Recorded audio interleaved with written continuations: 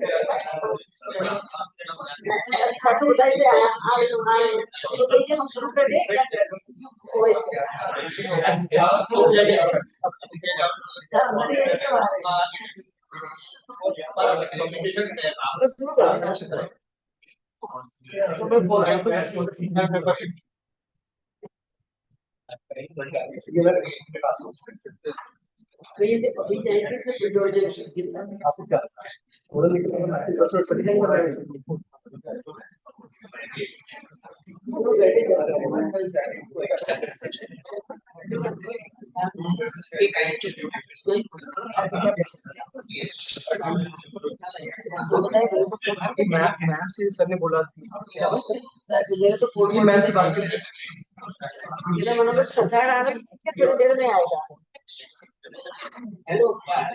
मेरे को सर ने बताया था कि मेरे को कोट में है। मैंने कहा भाई टोल का चढ़ा देंगे, अच्छा लगेगा जब लोग हैं यहाँ। हाँ आ जाता हूँ ऐसे कहा, लेकिन आप एक बार पूछ लीजिए हम शुरू कर दें क्या, वी कैन जॉइन अगर सब लोग आगे आएंगे।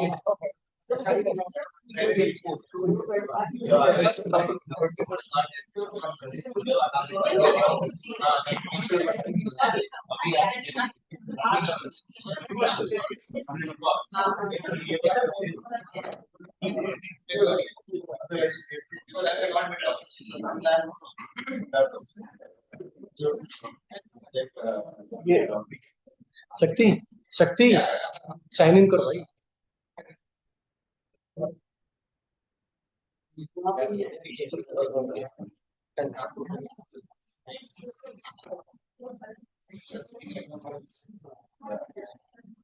ऑलरेडी कहा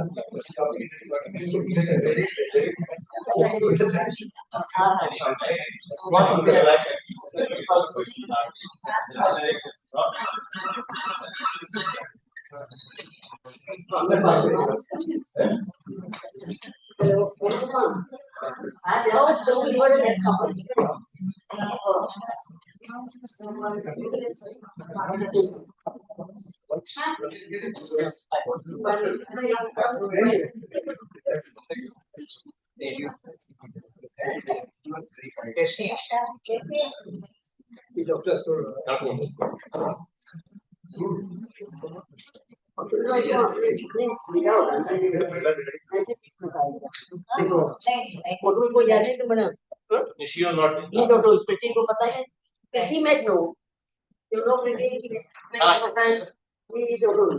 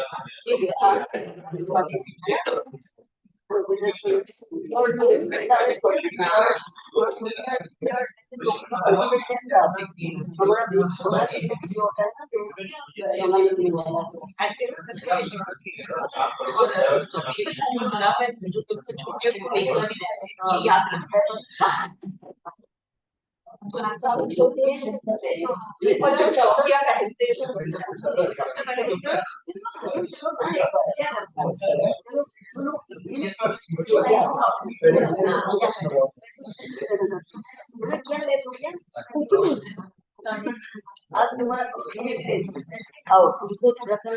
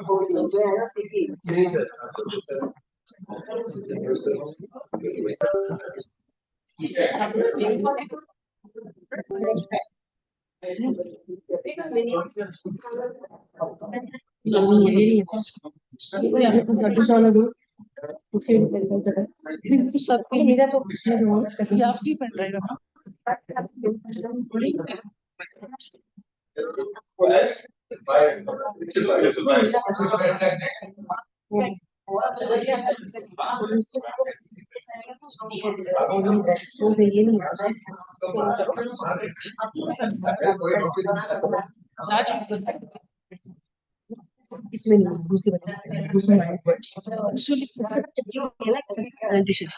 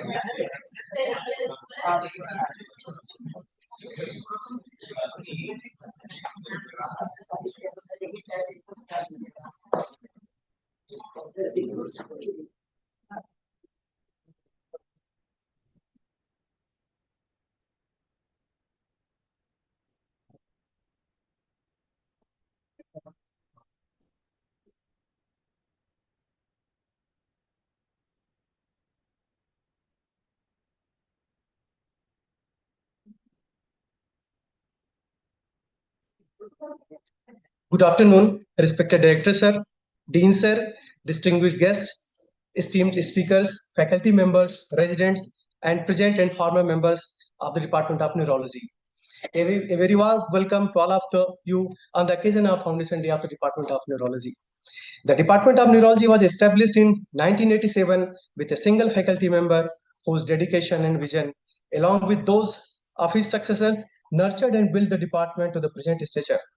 Today, we are proudly celebrating our 38th Foundation Day with an insightful discussion on the topic Challenges of Academic Medical Institution and the Way Forward, which is highly relevant in the current scenario, a topic which is very relevant in the present time. To begin with today's program, may I request Dr. Neha to offer floral welcome to the Director Sir. Dr. Neha to Director Sir.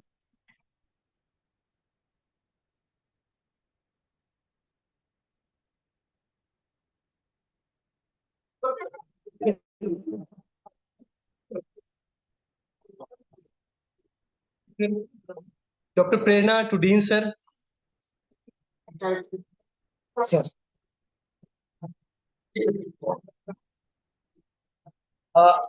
Dr. Savia to Professor UK Mishra Sir.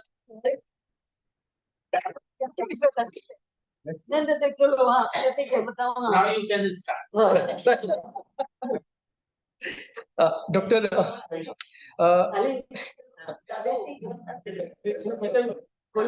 Dr. Prerna to Dean Sir.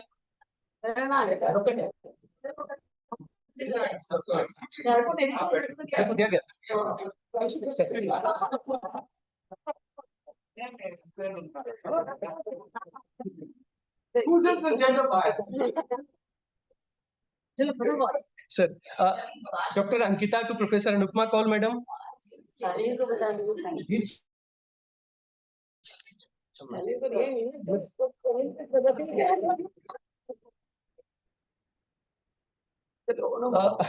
Dr. Ankita,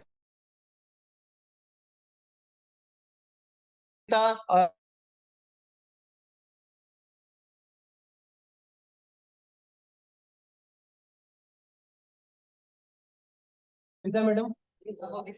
To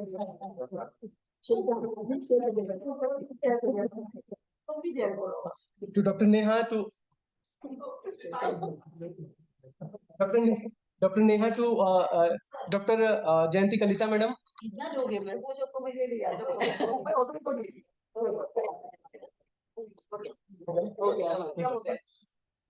Thank you, sir. Thank you, ma'am.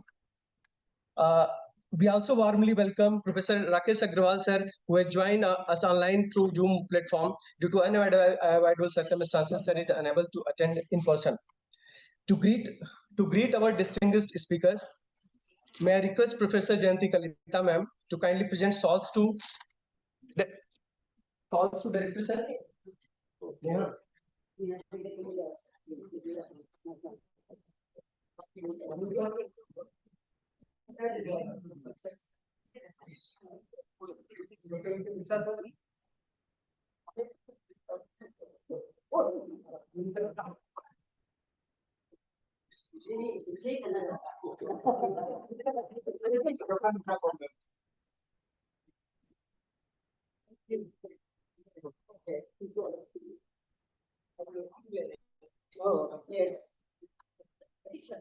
Thank you, ma'am. Now, may I request Professor Jayanti Kalita, ma'am, to kindly deliver the welcome address. Professor Jayanti Kalita, madam.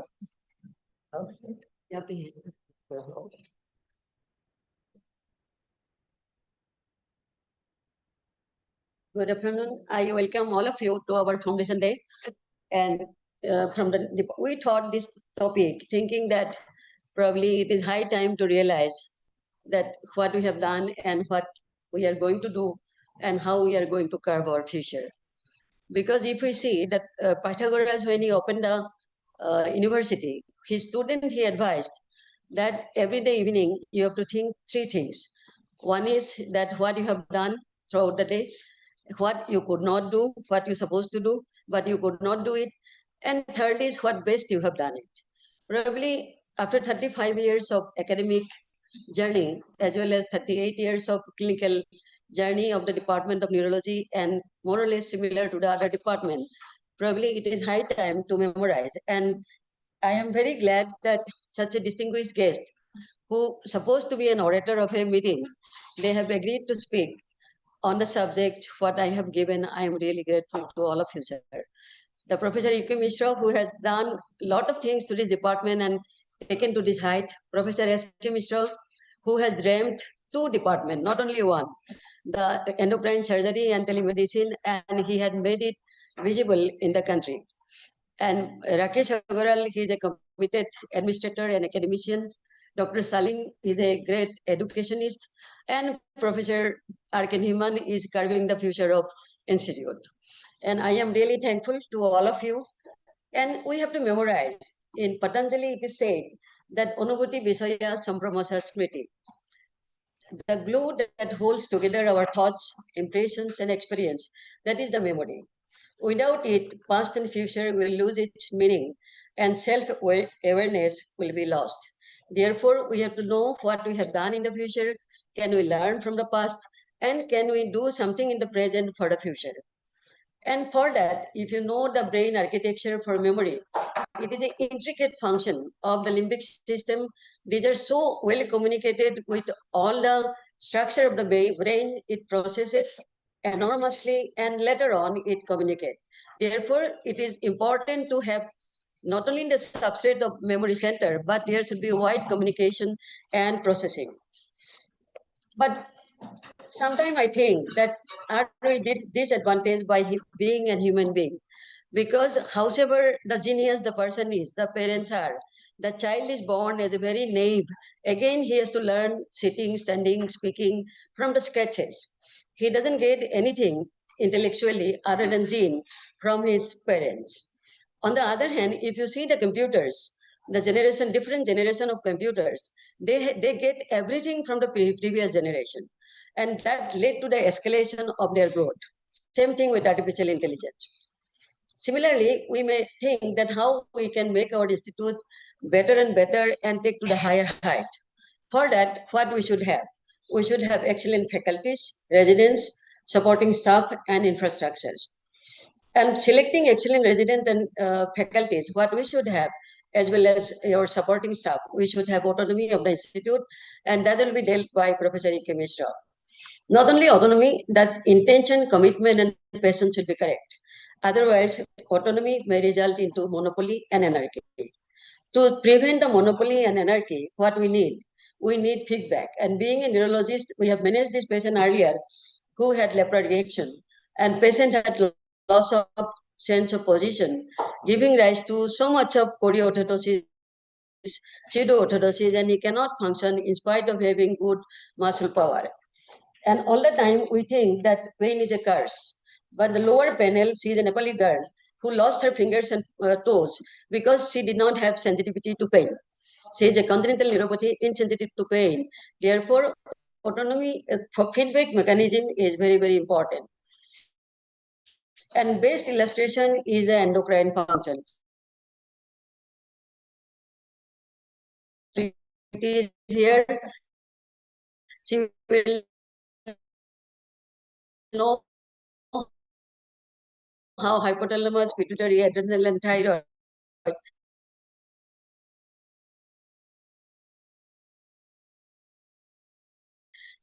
therefore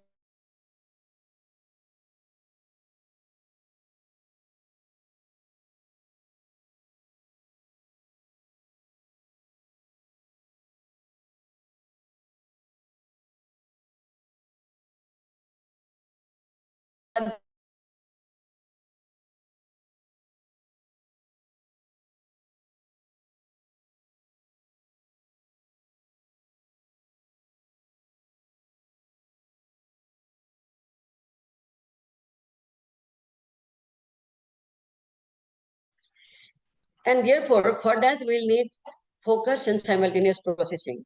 We all know that focus, vision, and hearing, how the Arjun and Dasarath could do the focus through their vision as well as hearing, pinpointly, they can do it. Similarly, at the same time, we have to have the simultaneous processing. If you see this is a World Cup match. If you see that the A breath, a heartbeat. goalkeeper ball is focused on the ball, but the rest of the players are seeing simultaneously who are where and where is the ball. But this is the other perspective. Therefore, the focus and simultaneous processing is very, very important. And this is limited by occipital cortex. And occipital cortex can inhibit lateral inhibition. By doing lateral inhibition can focus, and Professor Jackie has done beautiful work how we do the lateral inhibition. But visionary is important. That is the reason probably Plato told that all the rulers should be philosopher and visionary. Because what we see the star here, actually the star we see here, but already it has gone to the other position. So when we plan something, we should be able to know what will happen after 10 years or 20 years. So that visionary is very, very important. Otherwise, we'll remain in illusion of vision and space. And therefore, probably what Einstein told that we should tie with a goal rather than people or object to be happy. And thank you very much. I welcome all of you and wish you a happy new year. And today is advance.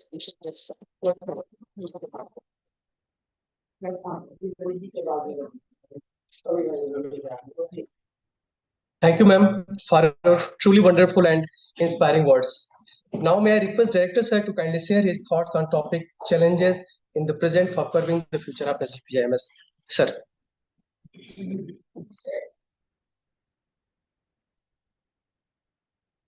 Good afternoon, Professor E.K. Mishra, Professor S.K. Mishra, my dear colleagues, students, ladies and gentlemen.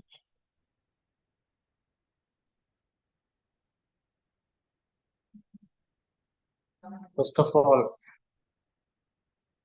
thank you very much for inviting me to the 38th Foundation Day of Department.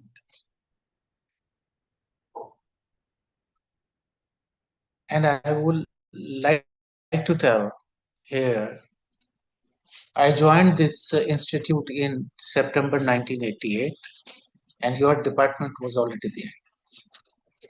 Professor U.K. Mishra was already there. I don't know how many of you know that Dr. U.K. Mishra was my teacher from my student days in King George's Medical College. That's why first bouquet he deserves, not me.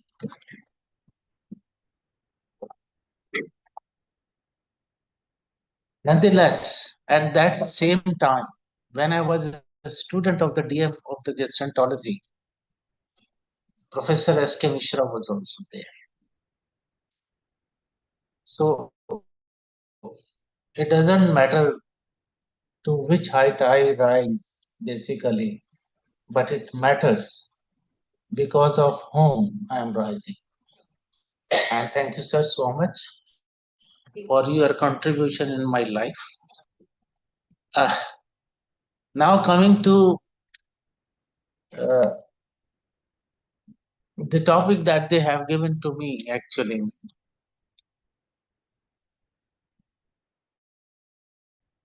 that is basically what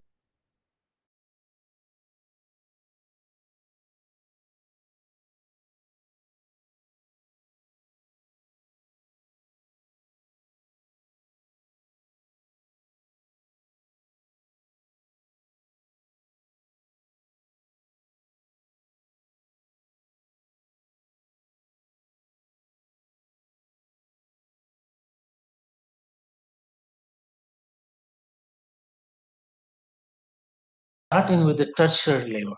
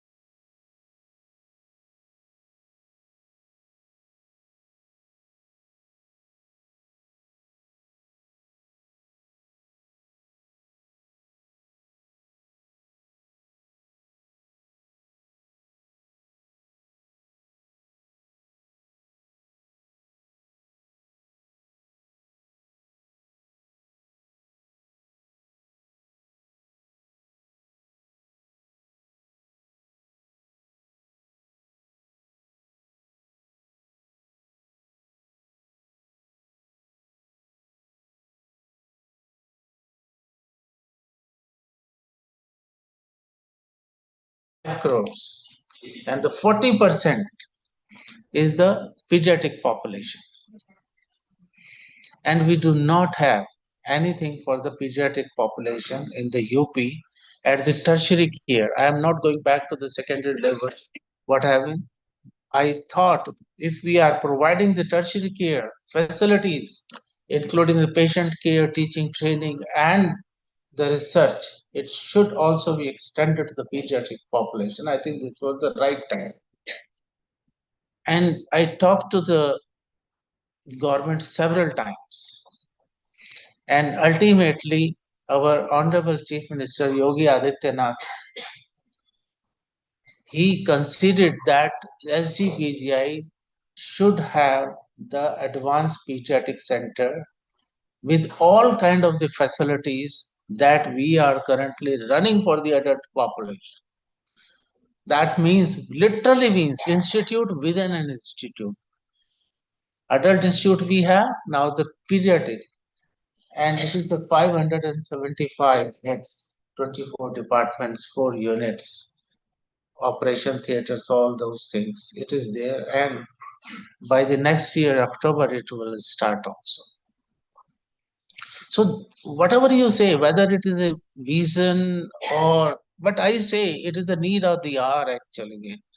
So I was always going for the need-based approach over here. And I thought there should be many more departments also. There are the two things that is required. The one need was, if we are coming with the advanced pediatric center, so we must start as much as department of the pediatric specialty now, so that ultimately they will be shifted to the new building also. And we have started already. There was a pediatric urology, we are starting nephrology, pediatric endocrinology. There are many more actually. So the phase 1 we are going to start in October. I would say 80% of the department already exists. We have already started here. For example, pediatric endocrinology. We have head of the department, Vijay Lakshmi Bhatia, professor, who was the professor and head of the endocrinology. She considered to our request to continue for 3 more years so that we can have this endocrinology and that we will go there. Similarly, nephrology, urology, many other branches also. So making sure that the phase 1 of the advanced pediatric center should succeed, would succeed. That is the one thing. I will not take much time, but the important decisions that we have taken actually. 35-year-old institute, and we are running with the same capacity. I think that is another the need of the hour, that we must expand also. Each department should expand also. If we are giving for years together in pathology only the 4 MDs, and the UP or UP state require more, we should increase also. Similarly, for the nephrology, urology, endocrinology, many more also. So we did that kind of the exercise also, that we have to increase the patient care. We have to increase the teaching and the training also, so that we have more trained personnels also. UP government is increasing in the institutes, so as well as the medical colleges. That is the need of the hour. And similar the research also. Not all doctors or the faculty, they can have extramural grants, because I think there's a lot has to be done. And before that, you must have some kind of experience also, particularly for the younger faculty. They cannot write straightway for the extramural.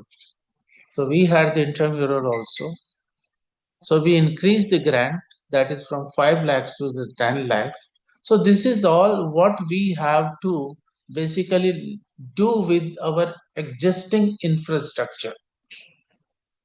So that we did also. And for their all facilities like hostels and the flats and the houses that we have taken care of also. Lastly, I'd like to tell you, one of the senior minister of the UP government, they asked me, can we bring the specialties to the institute? I asked, what do you mean by specialties? He told me medicine, pediatrics, obs, gynae, surgery, this thing, that thing, all those things. I paused a little. Then I said, at that time only, I did not take much time.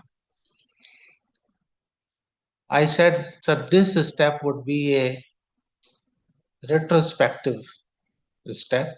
We are going back, which we avoided 37 years ago. If you want to do something for this institute, should be done. That after the tertiary care, there is a one level higher, that is a quaternary care. And this institute have the absolutely good best infrastructure to take for or embark upon the next level, that is the quaternary care or the fourth level. Then he asked me, what does that mean actually?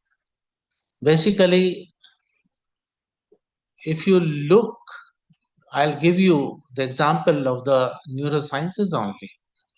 They are doing a little bit of it, but they can do more. Neurology also. We were just discussing about it. Then he understood that this is the right way, that we should move for the quaternary care. So that was the reason at that time that we must do it. We must have a pace. What is the best available in the world, not only in the national? And the government agreed to it. The two-phase plan actually with the 10 streams, for example, neurosciences, renal sciences, cardiac sciences, multi-organ transplantation, and little bit of the rare diseases also, gene therapies also, stem cell therapies. I think we already have the basic, we already have the unit of the stem cell. I think we have to push it so that we can go a little higher also, providing the care to the patients also. So the government has agreed upon it, and recently in governing bodies that have also sanctioned, and the government is already uh, uh, supporting us. That's the one thing. Artificial intelligence is coming in a very big way. If you have heard our Honorable Prime Minister, Shri Modi ji, he talked several times about the artificial intelligence. And recently also, whether the artificial intelligence could be useful for us or bad for us. So whatever you have, it is a coin actually having the two sides also. So you have to promote that is useful, beneficial to us also. That is the another proposal that we have taken for the government also. And they have agreed for us for the next 5 years also. Last thing, if you are a very good institute also,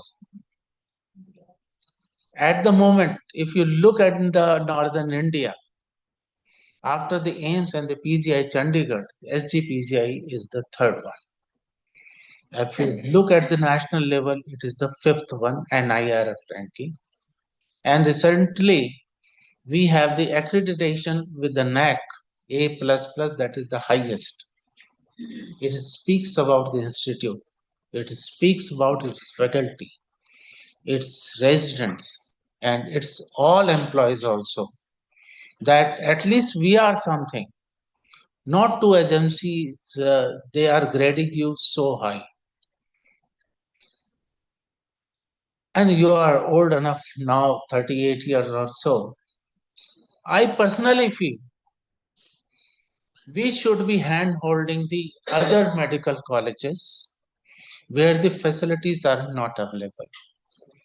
The one thing that struck me, I tell you very frankly, the one incident, only the one incident, during the COVID time, a patient was referred from the Agra Medical College, SN Medical College, who was having the COVID and the renal failure, no facility for the dialysis. They referred और लेके चलने लगे, but the patient died on the way also. That is something I discussed with the government also, particularly the CM, our honorable CM, that we should have adequate emergency services at the periphery also. Then we did a छोटा सा programme ही किया हम लोगों ने, hub and spoke model, hub being the SGPGI and the spoke is basically the 8 medical college, old medical college, Gorakhpur, Prayagraj, Kanpur, Jhansi, Meerut and Agra.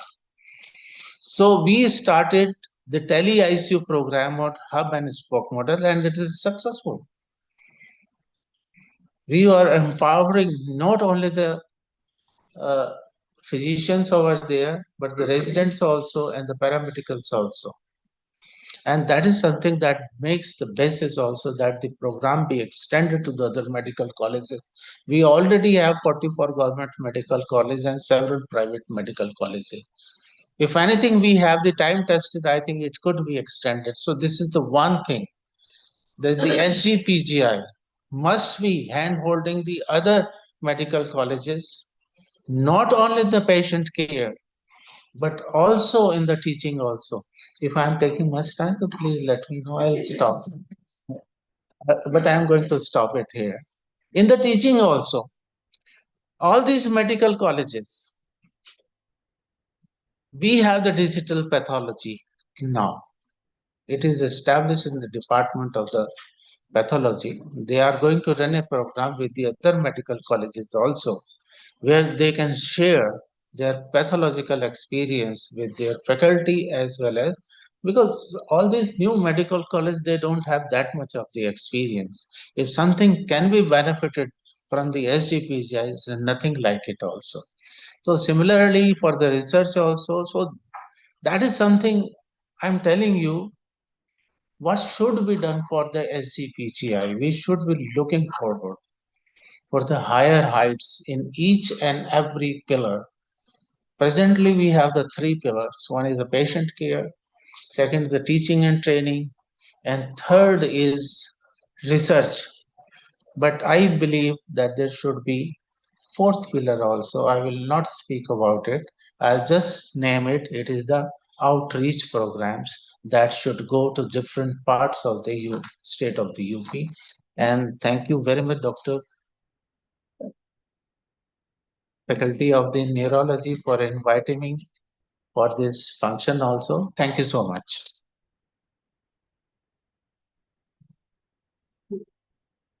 Thank you, sir. Sir, your words are truly valuable to us and will undoubtedly help us in shaping the future of SGPGMS.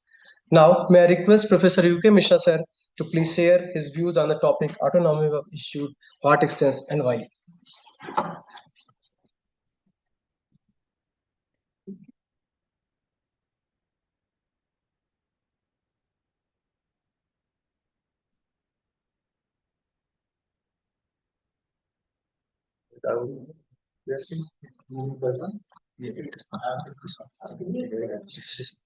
This, sir, this one. Sir, this one. This one is okay. Good. Thanks. Dr. Dhiman, distinguished faculty, friends, thank you very much for giving me this opportunity. And thank you for the very, very channelized welcome to all the speakers. This used to be a program every year we used to celebrate and have a discussion on non-medical topics. But I see tremendous progress here. Hall is full, and instead of one talk, you are having so many talks and so many people have agreed to come. So that only shows the wonderful progress which has taken place in this department after I left. I'll be talking about academic autonomy.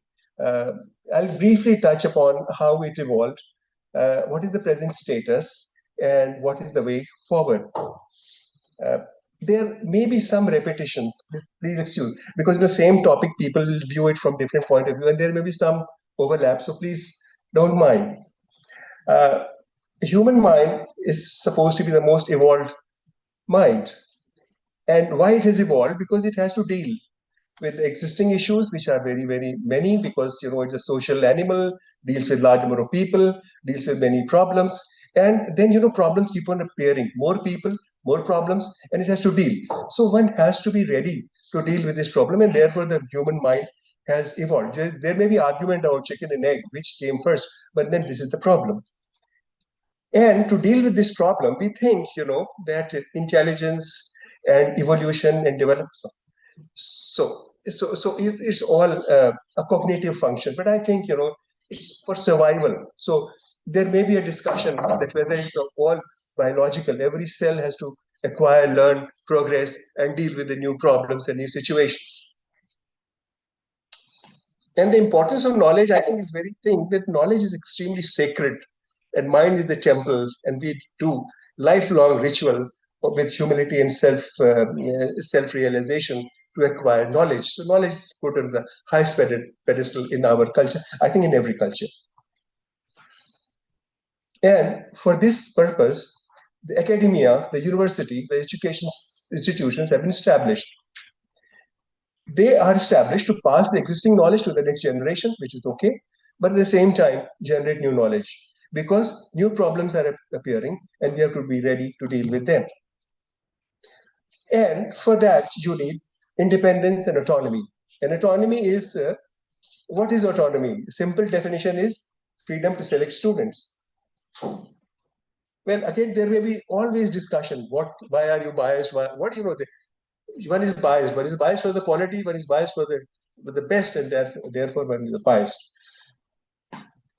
Appropriately, staff decide on the curriculum, what you teach, how much you teach, and how much you don't teach. Define the research goals and resource allocation. I mean, this is in a nutshell a simple definition of autonomy. And it's all very important. And the importance of autonomy is only understood when it starts going away. I recall this discussion on autonomy. Once there was a imposition or introduction of a vice president, under chief secretary, another post. So this was the discussion, and why this discussion on autonomy came. And then we had a meeting on autonomy in 1992 or 93, and that made us interested in the subject. So the need for autonomy is that society has created teaching institutes to preserve the existing knowledge, create new knowledge, and disseminate it to the newer generation for its own preservation and development and evolution. But as Dr. Jayanti pointed out, that actually academia are meant to give us feedback to the rulers, to the politicians. You give information to them so that the society and the system is preserved. So if the academia and the politics or the rulers are very, very harmonious, they lose their function. So academia has to be critical.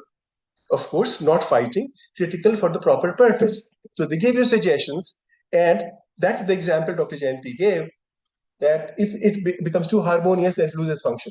Academia has to be critical, but not obnoxious. It should be survivable criticality rather than criticizing everything indiscriminately. And these two examples, this girl with she's got no sensation, no afferents, therefore loses her hand. This is a trophic ulcer and leprosy, it loses his foot. So getting sensation, getting in, they don't have pain, and therefore the problem. So getting information, getting dose of criticism, positive criticism is extremely important for survival, although it may not be very pleasant. Nobody likes to be criticized, but then this is an important thing. We have seen empires, Roman Empire, British Empire, Ottoman Empire, Greek Empire, so all of them have survived and gone. But academia has persisted right from beginning. And it is outlasted right from beginning. This has been there. Empires have come and gone, but this academia and autonomy has persisted. So what I will talk briefly about ancient autonomy, present threats, and what going to be the future. Indian academia, Nalanda and Taxila, well known. These were funded by the king, but there was supposed to be theoretically no interference by the king. Teacher at the highest pedestal. We have called Guru Brahma. I mean, the highest level is the Guru. So you don't think of corrupting him, dictating him, stopping him. So Guru was the ultimate position. Nalanda, the story is that the Dwarpal, the gatekeeper, had the authority to assess a person, interview him, and reject him, irrespective of his background. Well, that was the level of autonomy, that you could not enter a university if you are not of a particular level. So that was the standard, theoretically dictated standard at that time. And autonomy was preserved for two reasons. Number one, there were very few teachers. Everybody could not become teacher. Now everybody can become professor. It's the function of time. You take a person, appoint him, and put him. After 12 years, he matures into a professor. Then you could not become professor, guru easily, and you were given the level of Parabrahma. So that was the level. Plato, Plato had a private academy. Plato was a rich person, So he had a, like Shanti Niketan, some garden, and there he built a room and he furnished it, and there he would have his meetings and discussions. He could train people without king in the room. I mean, there was no influence, and that he was very aware that he should not take any grant from the government to teach his students. And he had freedom to teach his pupil without king in the room, and pursuit of truth, even if it was inconvenient to the rulers, was followed. He could teach whatever he wanted to, and he did not care for the politics.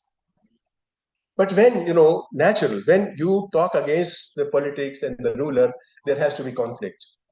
And that's inevitable. But, if the ruler is mature, he's a philosopher, what they thought, then he would understand and accept. But if your ruler is not mature, he does not understand, he will crush you, he will harm you, he will kill you. So autonomy essentially is a personal, it's like ethics, it's a personal thing and it's a spiritual thing. Autonomy, it has its cost. We all know that what happened to Socrates, greatest teacher.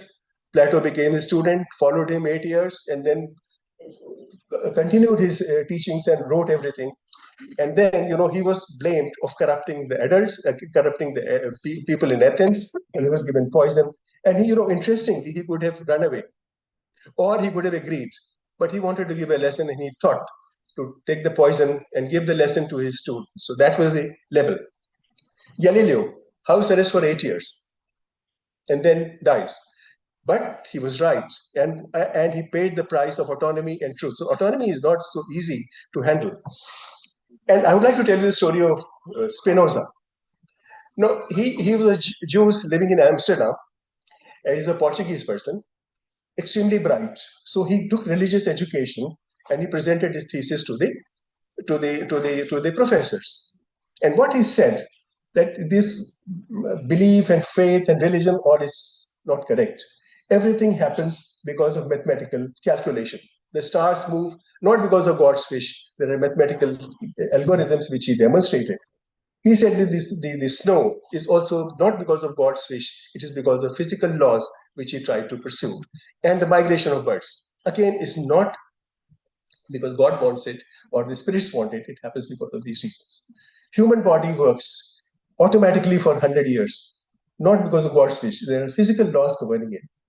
But when he said it, he had to pay the price. He was told, he was excluded from the society. His family had to denounce him. He was to be treated as a dead person.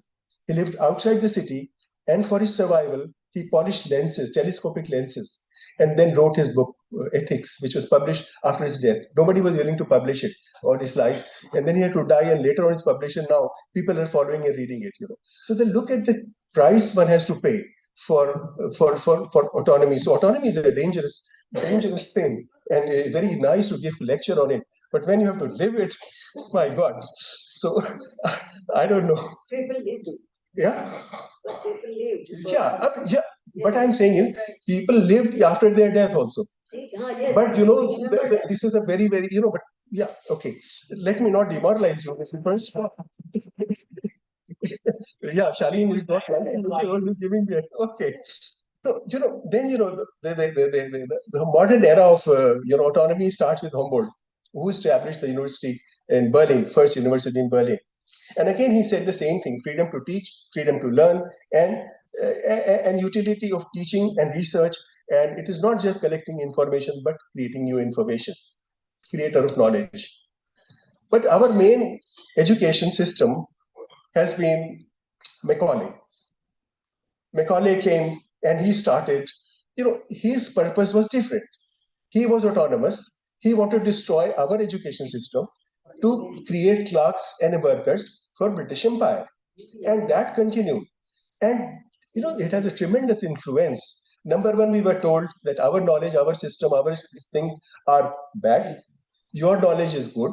If you acquire our appreciation, our liking, our all those things were changed. The parameters were changed. So when literacy increased, this was meant for employment of people. Became literate. Even today, people read because they will be employed. So literacy, it is not for learning knowledge or anything. It is for getting jobs. So this was a new concept appearing. Arthakari Vidya. In Sanskrit also there is a type of knowledge which is Arthakari. We acquire money with that. But there is some knowledge which is not for money. It is for knowing higher levels. So there's a different knowledge. So increased literacy leads to increased demand of education. So everybody wants to get educated because literacy, education, jobs, money. And then, when there is so much of desire to learn, then the commodity becomes expensive. More demand, expensive. So education becomes expensive. And when it becomes costly, then there's an element of business comes in. Now there are people who want to trade it. So the education becomes a commodity for sale. And better education, more money. Better treatment, more expensive. So that's the situation. So now the institutions were now going into bigger institutions for teaching. So they need resources. So it became expensive. They need more funds. When you need more funds, naturally you go to politicians or government for funds.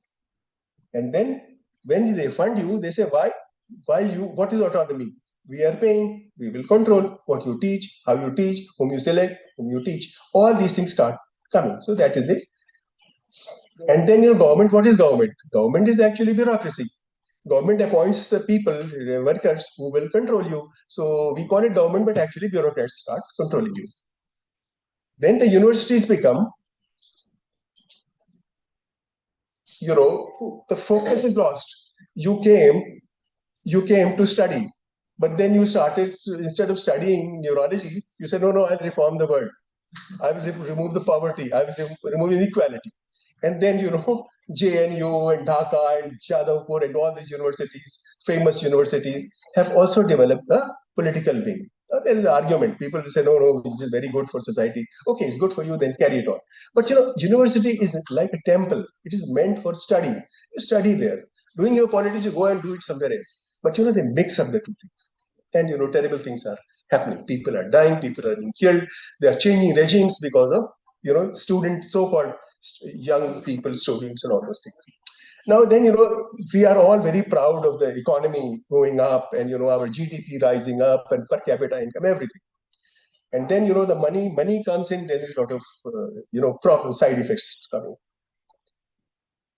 Now, market economy now looks at education as producing employable youth, produce people who can be employed. Employed by whom? Employed by companies, employed by factories, employed by, agencies. Basic knowledge and learning gone underground now. If you say, I want to study about philosophy, who cares? I want to learn about anatomy and physiology, the departments are closing, there are no teachers. You say, I want to do jurisprudence, what is the need? And we have seen ourselves that initially medicine, surgery, gynae were the top. Suddenly they go down. And in my own tenure, I have seen that suddenly radiology has gone on top because it fetches a lot of money. Even nephrology, madam, is. Nothing personal. But what I'm saying is, people are doing at Arthakari Vidya. They are going for generation of money. There's no fascination for the subject. There's no fascination for the knowledge. They are going just to what will give you more money. I mean, that's basic departments are defunded, and the employable departments are getting all the funds. Most of the hospitals. I mean, even private hospitals, you see, those who get you more funds are getting more facilities. Who are getting less are ignored, and so it's generally revenue on investment. The model is how much. The tragedy is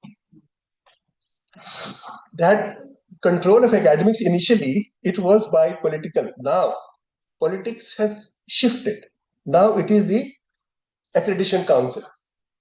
Now suddenly institute like SGPGI, I mean, I was pained at one stage that you are being assessed by people who probably have no idea of new courses, new subjects, new way of teaching. They are being assessed and being accredited. You with SAFI and with other medical colleges, equated.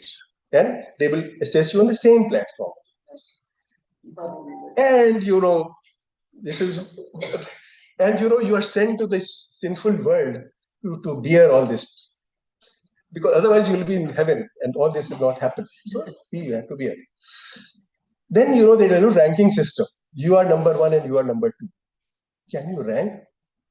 Can you rank a nephrology research which is going to change the life of a patient with something in neurology, with something in statistics? You cannot. But they will find out a rule and they will tell you this is the ranking, this is the thing. Ranking system, I know somebody will tell you if you are collaborated with a foreign company, you are ranked higher. If you are an independent rank, you're independent. Independent, no value. Multi-center studies probably higher. Those who are going to give you ranks, if you collaborate with them, you get higher. So they decide the focus of the university. What should you? They will give you guideline. What should you do research on? The thirst areas. Thirst areas should come from the investigator. He thinks the doctor. He thinks my problem is this. I'm going to investigate that. Thirst area, would anybody will give you the thirst area of malaria treatment? He decided and he found out the treatment. But here somebody will give you an idea. Now we should do research on not infection, but on non-communicable diseases. Infections are almost over. Are they over? I don't know. If you see your ICU, what happens? So therefore, these things are being determined by entirely different people, and we have no idea who is controlling that. Funding is determined by applied rather than pure research. Profitability. Your research is going to generate how much grant more. Is it a self-sustaining model? Are you profitable? Are you able to look after your salary and salary of your people and your family and everyone? You are a better researcher. If your research is only of theoretical understanding and something, inferior research, less profit. So all determined by market needs. So there is an interesting. I mean, these are my personal ideas. If you don't agree, please, you're free to disagree. There is something like academic freedom index. This is how much freedom universities have and what is the political surveillance and how much they are. This is a complicated index. And this has been shown in this slide. And you see from 1980 to 2000, they have been plotted. And you see initially it was low, gradually it is rising. And then in different countries, in different regions, this freedom, academic freedom or autonomy has been shown in this slide. And you see the first one is Eastern Europe, second is Asia Pacific, third is Western Europe, Latin Sir, America, we cannot see your slides online. Can we see your slides online in some way? Jayanti, you are responsible for not showing my slides. Okay, thank you. Anyway, sir, please go ahead. Sorry, I'm enjoying your talk. That's okay. Yeah, no. Yeah, if Rakesh is listening, he will ask difficult questions. You share it already. Rakesh, I will send you these slides later on because there's some technical glitch here. Ma'am already shared. Sure, sir. No problem. No problem, sir. Your talk is very clear. Thank you. Yeah. Thank you. So I think these are the regions, and you see in certain regions there is much more academic freedom, like in Europe and America. But is in sub-Saharan Africa and all those things, it is much lower. But overall trend is that it is improving and rising. Now the problem of welcome. So the problem of autonomy is again complicated by digital information, which is again a problem. Now, the most important thing is that if you crave for information, you crave for a knowledge, and then go and acquire it. Other hand, it is available in plenty without cost, without your tap of a finger, and the information is there. It loses its value. So what has happened that a lot of information is available indiscriminately everywhere. So all type of information is there, and sometimes you have no idea whether it's correct information or not, but it's available in plenty. So knowledge, initially, knowledge used to be a treasure and given to a Supatra, a deserving person. Now knowledge is available to everybody. Supatra and Kupatra, both are equally treated in democracy, and they have equal rights. And so now what happens when the information is available, the result of information is that you think about it, you store as a memory, then you correlate with adjacent areas, make into a knowledge. Now, initially it was only an auditory information, now taste and smell and emotions are added to it. And then gradually you connect it, and then you generate new information out of it. So that is a slow process. That's a biological process. It will not happen immediately on click of button. Click of button, registration, information, and new information will erase it. And we think more information I get, more evolved I am, more knowledgeable I am, and more advanced I am. Now, and those who read and think and analyze and repeatedly keep on questioning and talking about it, they are thought to be dull, retrogressive, feeble-minded, and I don't know what they are doing. So this is the impression which is given. So problem lies with easy availability of knowledge is one thing, and lack of understanding, reflection, and critical analysis of that information is the second point. Now, the threat of AI is that you may decide syllabus. You write ChatGPT, I want a syllabus for my department or university, and it's given. Then you say, I want a paper to be set for MD, DM, it will give you a paper also. Then, you may outsource your judgment to an algorithm, and paper also can be written. There are people who tell you why not you have to write a paper in fast and you have to write, just give it and then modify it slightly. So this is the unfortunate thing which is happening, and solutions will have to be found. The problem lies not all this. I have read that 4 to 7 hours of Indian adults have the screen time. Now they are getting information all the time, 7 hours. So in his 7 hours he sleeps, 7 hours he uses computer. So now remaining time, he has to do the rest of his life. So life is shortened by 50%. So that is a problem. Now, multitasking is a great thing. We take great pride that I am multitasking. Napoleon had also great chance of multitasking. But multitasking has a cost, that it will remove the focus from work. You can do multitasking, but concentrated thinking, analysis, and generation of new information will be impaired. Technology will improve, it will affect the way I told you, how it will affect our thinking, because a lot of information, no time for consolidation of memory, no time for connection with other areas and generating new ideas. And this gives you a lot of information, gives you a fake idea or wrong idea that we are evolving. I scan 1,500 papers per day. But do you understand any of them? Is a question. And the problem lies in getting a lot of information without analysis and understanding it.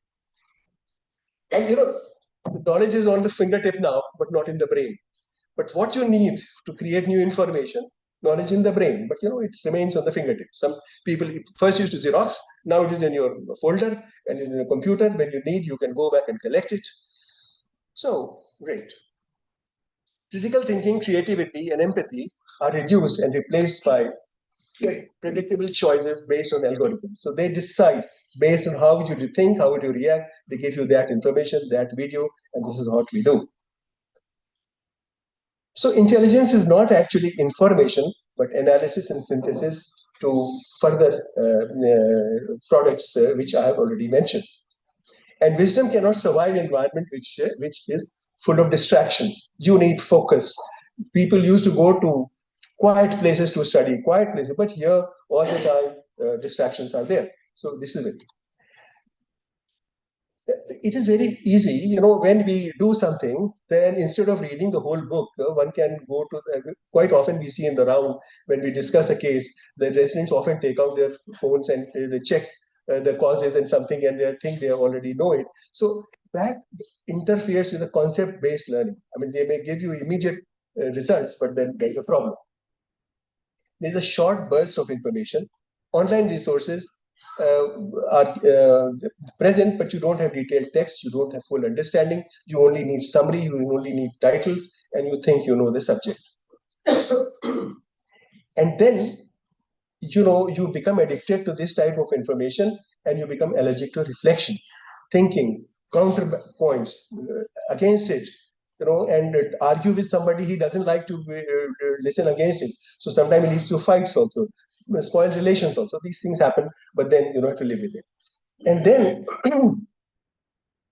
whenever you get something new and something exciting, there's a dopamine rush, and you get addicted to it. You keep on doing it, and people enjoying it.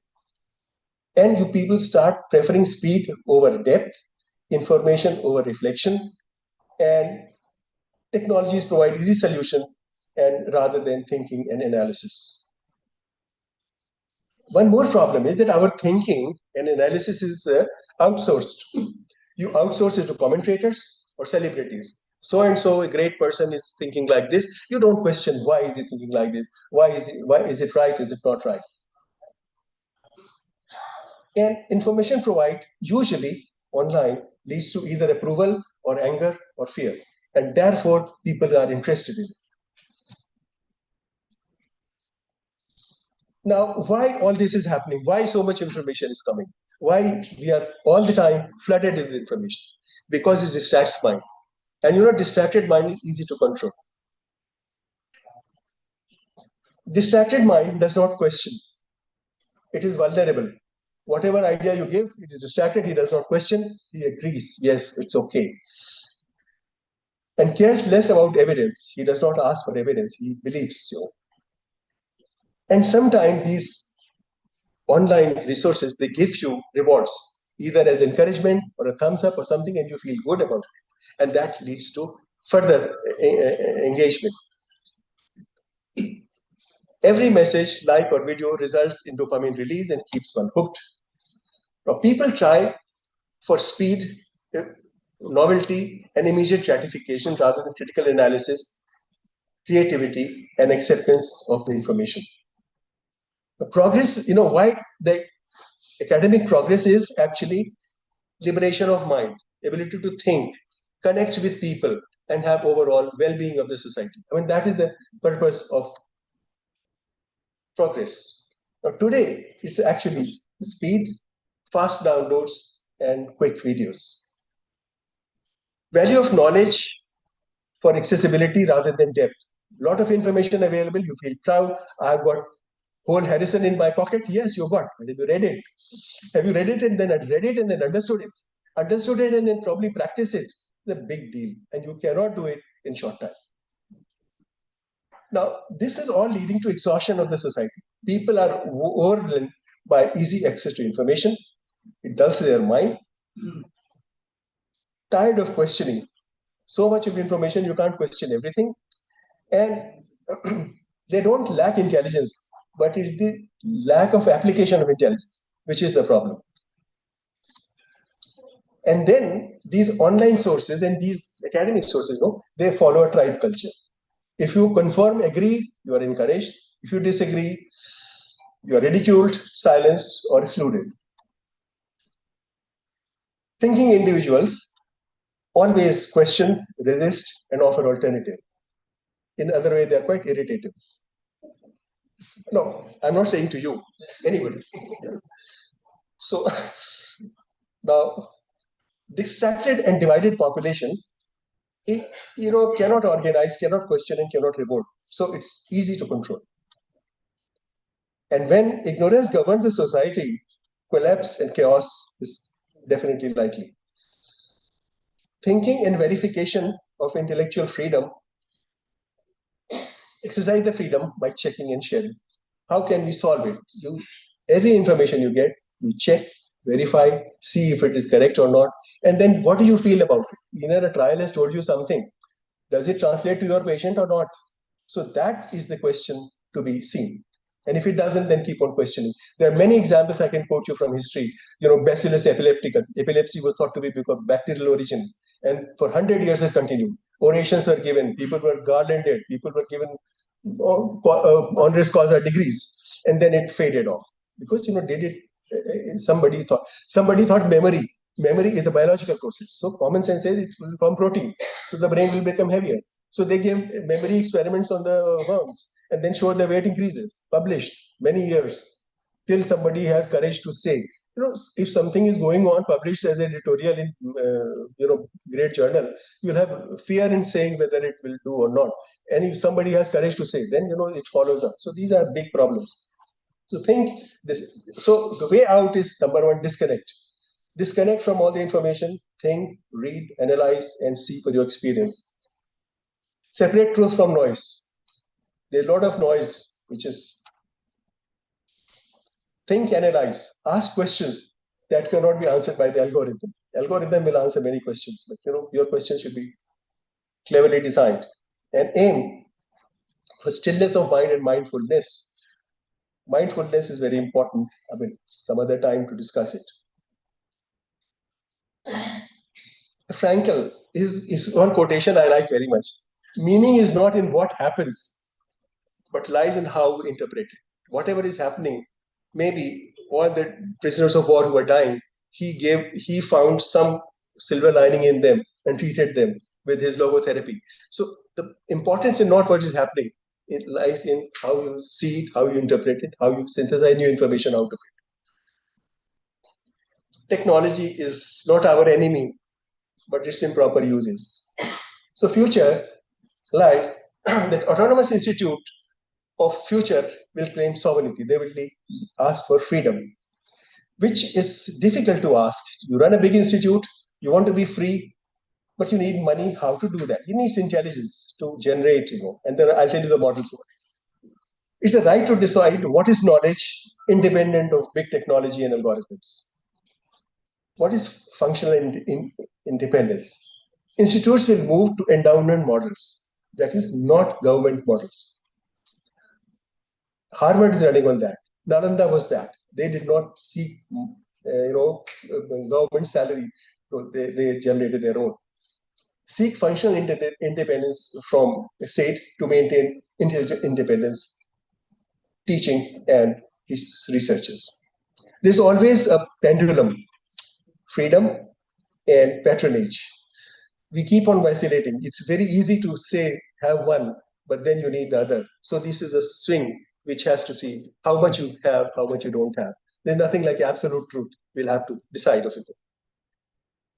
Lastly, I'd like to say that in ancient India, autonomy was protected by scarcity of teachers, and the information was given only to few, so-called deserving people. I'm not in favor or against, but I'm telling you what it is.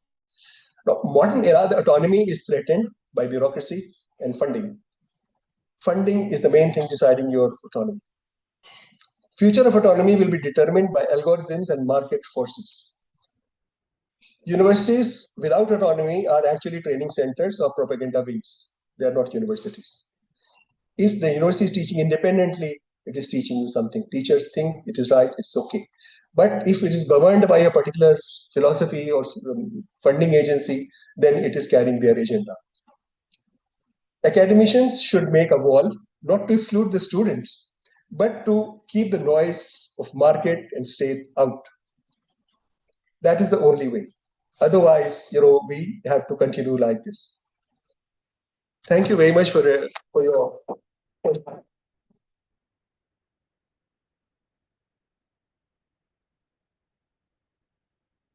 Thank you, sir. Sir, you have provided us the wider vision and very insightful perspectives on the autonomy of the institute, highlighting its importance in the strengthening of the academic excellence.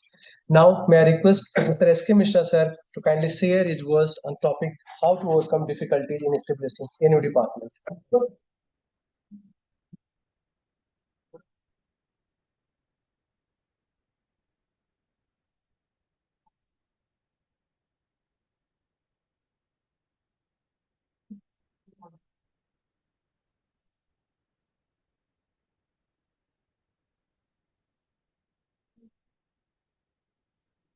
Good afternoon, Mr. Mishra, and all respected faculty here and students. I was thank the Department of Neurology to invite me to talk about something which I never thought of, but this gives me stimulus to look back and see what I can do. So what I found is if I tell all the stories, then it may take hours, but I can manage in 15-20 minutes. So I thought of seeking the help of AI tools to give me some headings, how to fit in those things actually. So the most of this content you find, that is my experience here over the last 31 years almost, and some of the experience I had before coming here, and some of the experience I acquired by in the way of inspecting different departments and recognition by NMC. So the situation of endocrine surgery, how it has evolved in India. So developing a new academic super specialty surgical department in a medical institution is complex, which requires high-end infrastructure, trained manpower, regulatory approvals, and clinical workload. Let me tell you, the scenario cannot be uniform everywhere or every situation. It is a circumstantial issue, scenario specific.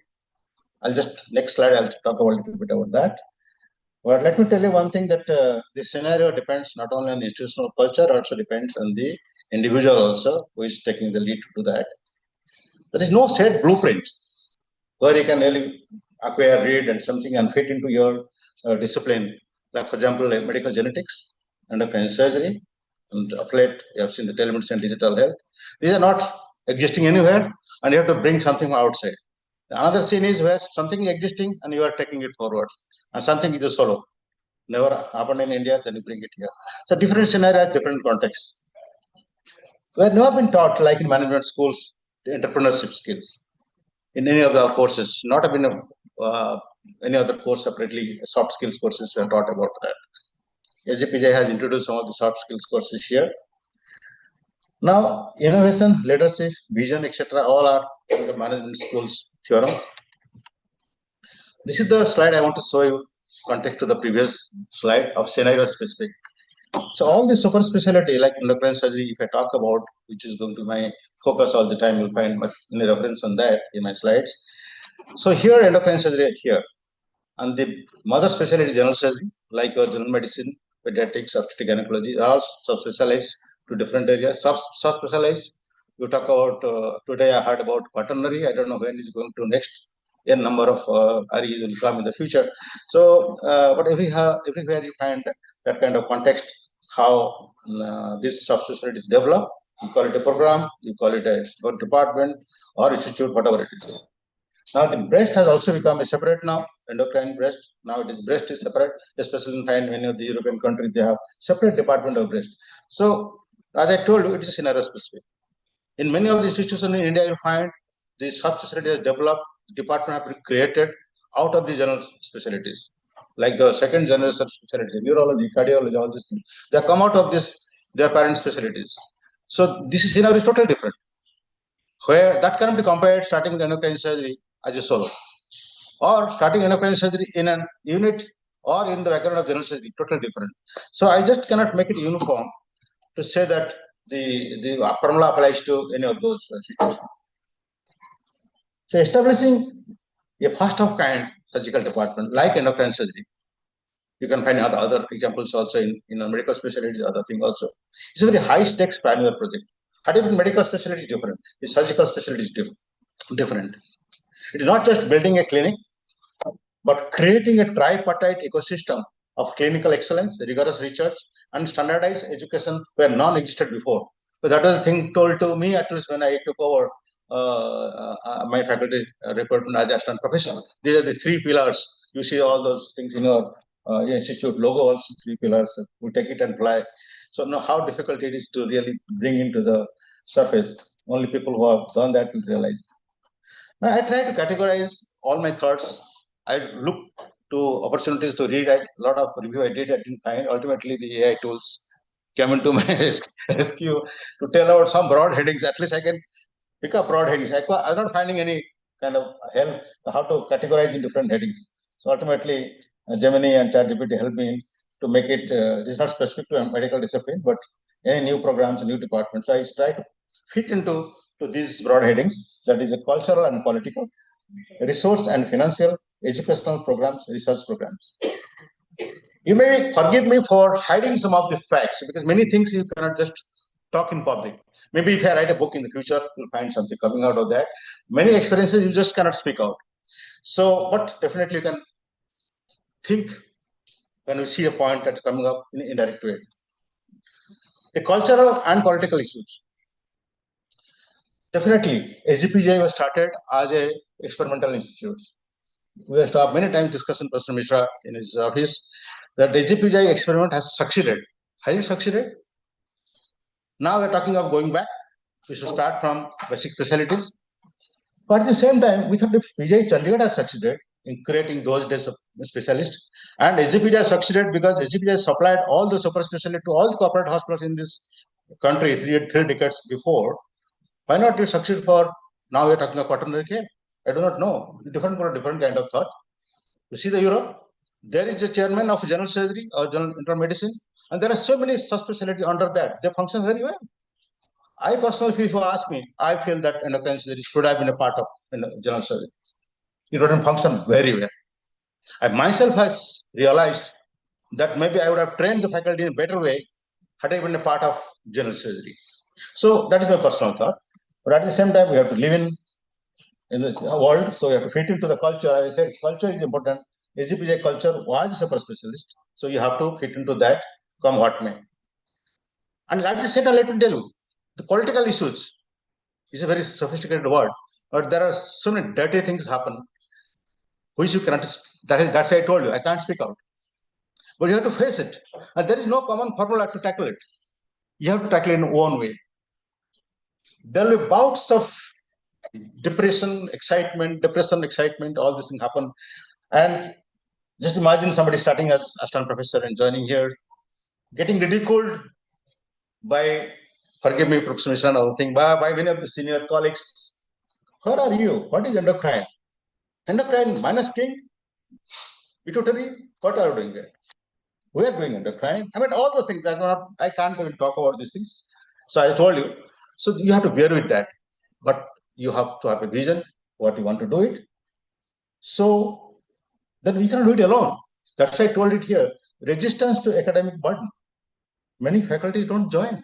Why they don't join? Because when it started endocrine surgery, that time it was never existing. Nobody knew what is endocrine surgery. First they ask you what is this. Forget about residents. They don't come in. What is that? They come for just getting some money for senior residency to go for other super specialists. So here, you don't come to these specialties because there are a lot of academic burden because you can't forego your practice. You have to have clinical experience is less. And you cannot maintain your logbook, records, everything to write because most of the publications are on patient-based, clinical-based. So you cannot be given responsibility of maintaining records, logbooks, etc. Then loss of autonomy. You are coming to a department, naturally you have to follow the departmental philosophy. There has to be some head of department, some policy has to be made in the department. So that has to be followed. Now people don't want to lose their autonomy, they want to practice the way they want. So that is another thing you face it. So it's very difficult to handle it. As I told you, many things you cannot speak out. But you have to, again, if you're leading the boat, naturally you have to lead against all the waves coming against you. The next thing is coming up is the fast mover weight. The fast mover is, you are the first department in the country, whether it is endocrine surgery, any other, with medical genetics, first time came in the country. So what to do about it? If you're fast of its kind, you're fast mover, then you have to take that responsibility, take that burden. There's no internal blueprint to guide you. You face it, and apply your mind, apply your vision, have collaboration, talk to people, talk to your colleagues, what we want to do, how to make the department. But at the same time, you should have inbred a vision, a purpose, and a scope for that. No activity can take place without a vision and a purpose and a scope. You cannot move in. So you have to define a clear mission, goals, expected outcome. The vision was given by the institute. You have to create a three-pillar department. And moreover, the research also focused on local problems. This is another thing I forgot to tell you. So that's why we took up the goiter initially as a charter. And of course, nextly, the breast cancer, which is common in our country. Prepare a departmental charter, of course, sitting with the colleagues. If you have, at that point of time, you don't have many colleagues. So when they come, so talk to them. What is existing already, what is not existing, what you should do it, and what you will not do it. You cannot overlap with other specialties. I remember my colleague that time was from general surgery, they want to do something outside endocrine. So they are being really pulled up by the institute administration. You cannot do that. This is your endocrine, do it. Another thing, you have to align the goals with the organization's long-term strategy. HGPJ strategy was develop super specialty. You have to be there only all the time. So progress in that way. Patient, no patient, manpower, no manpower, equipment, no equipment, OT, no OT. You have to follow that strategy. So that kind of thing, you have to face it. My only kind of suggestions who are starting such kind of thing in the future is keeping your goal focused. Take your team along. If you have a team, that's correct. And at what level you are. And patience. Patience, patience, and patience. And let me repeat n number of times. That's the only way. Keep yourself cool and patient so that you want to develop such kind of unusual department. At the same time, keep telling people, what is your vision? What you have created? Take short-term goals. I think many of you have seen how we have grown. Used to have our postgraduate courses many years ago started. So whatever you have, you should do so sweet. We have to small courses. Interdepartment meetings, we are there all the time. We used to motivate people to do it. I remember in the department of radiology, I used to really have some little bit of bickering with my that day. Why your residents are not coming to our interdepartment radiology sessions? Why are not being taken into as importance like on any other super specialties? So like that thing, you have to communicate, you have to collaborate, you have to, whatever you can do it, convince them to have such kind of collaboration system, and you communicate with people all along. Whenever you do any event, you always take them along and share what you want to do it. There will be resistance. We have faced a lot of resistance. I can pick up one or two small examples like, what is endocrine surgery? We have only 4 glands: thyroid, parathyroid, and pancreas, also endocrine pancreas, rare tumors, and of course adenoids. By force, we took some from myasthenias, by force or by choice. Professor Mishra used to start singing myasthenias. And of course, the diabetic food by grace of our endocrine colleagues. Though you don't like it, but still you have to serve them to get patients from them. And of course, later on, we added breast. Let me tell you, Gaurav is here also, he'll listen to this, that breast came not by choice. Breast came because there is nobody in this institute. Gaurav, don't take it otherwise. So breast came because nobody else in this institute, there no general surgery department. The general hospital people did not want to do things. There no general surgeon at all. Even in fact, we had to look after general surgery problem also for a couple of years. So that we are asked that time that please do breast surgery as a service. But later on, of course, my colleagues came and they thought of these things. Then automatically breast becomes part of this our charter. And of course, when the curriculum was made by the NMC, they have to really struggle to put into breast into that. And now, of course, it is a full-fledged curriculum of endocrine breast surgery, and this is going to stay further together. So if you have something in that, then involve the stakeholders. So there will be, you had it in general surgery part. Why I told also in my declaration, I took some of the help from other institutes When endocrine surgery developed from general surgery, endocrine surgery, a lot of resistance to spare breast by the oncologist, surgical oncologist, by the general surgeon people. So there were a lot of resistance. Like we face resistance for getting adrenal from urologist. Now also many of our students, the periphery, they face resistance from urologist to get adrenal. But in spite of that, you have to prove that you can do the job well. Take your endocrine colleagues to your side. Then also you can. These are their resistance. This is part of the game. You have to understand that. And as I emphasize that, maintain transparent communications and address concerns through workshops and meetings. Many of these joint meetings also you talk about these things, national meetings. These concerns can be expressed. And that has been done actually in our association and IAS association. They have addressed these concerns. Many things they have now reached to some of the conclusions, meaningful conclusion. Proper planning and phased implementation. That is very important thing. So remind you, let me tell you one thing. I have already told you that at what stage you are developing a department. If you are assistant professor or junior faculty, so-called assistant associate, and the senior faculty, so-called additional and professor. So that difference. If during my time when people came at the stage of additional or professor, so they have a different kind of situation. Whereas if department has started with the assistant professor, they have different kind of concerns. So you have to accept that. So you have to accept that the society rules, and you also manage how you want to steer your ship in that kind of ecosystem. But whatever you do, go step by step. Core functions and pilot projects. Initially, service, because you have to establish yourself. You have to prove that you are an endocrine surgeon, which is different from general surgeons or different from other specialties doing a thyroid surgery.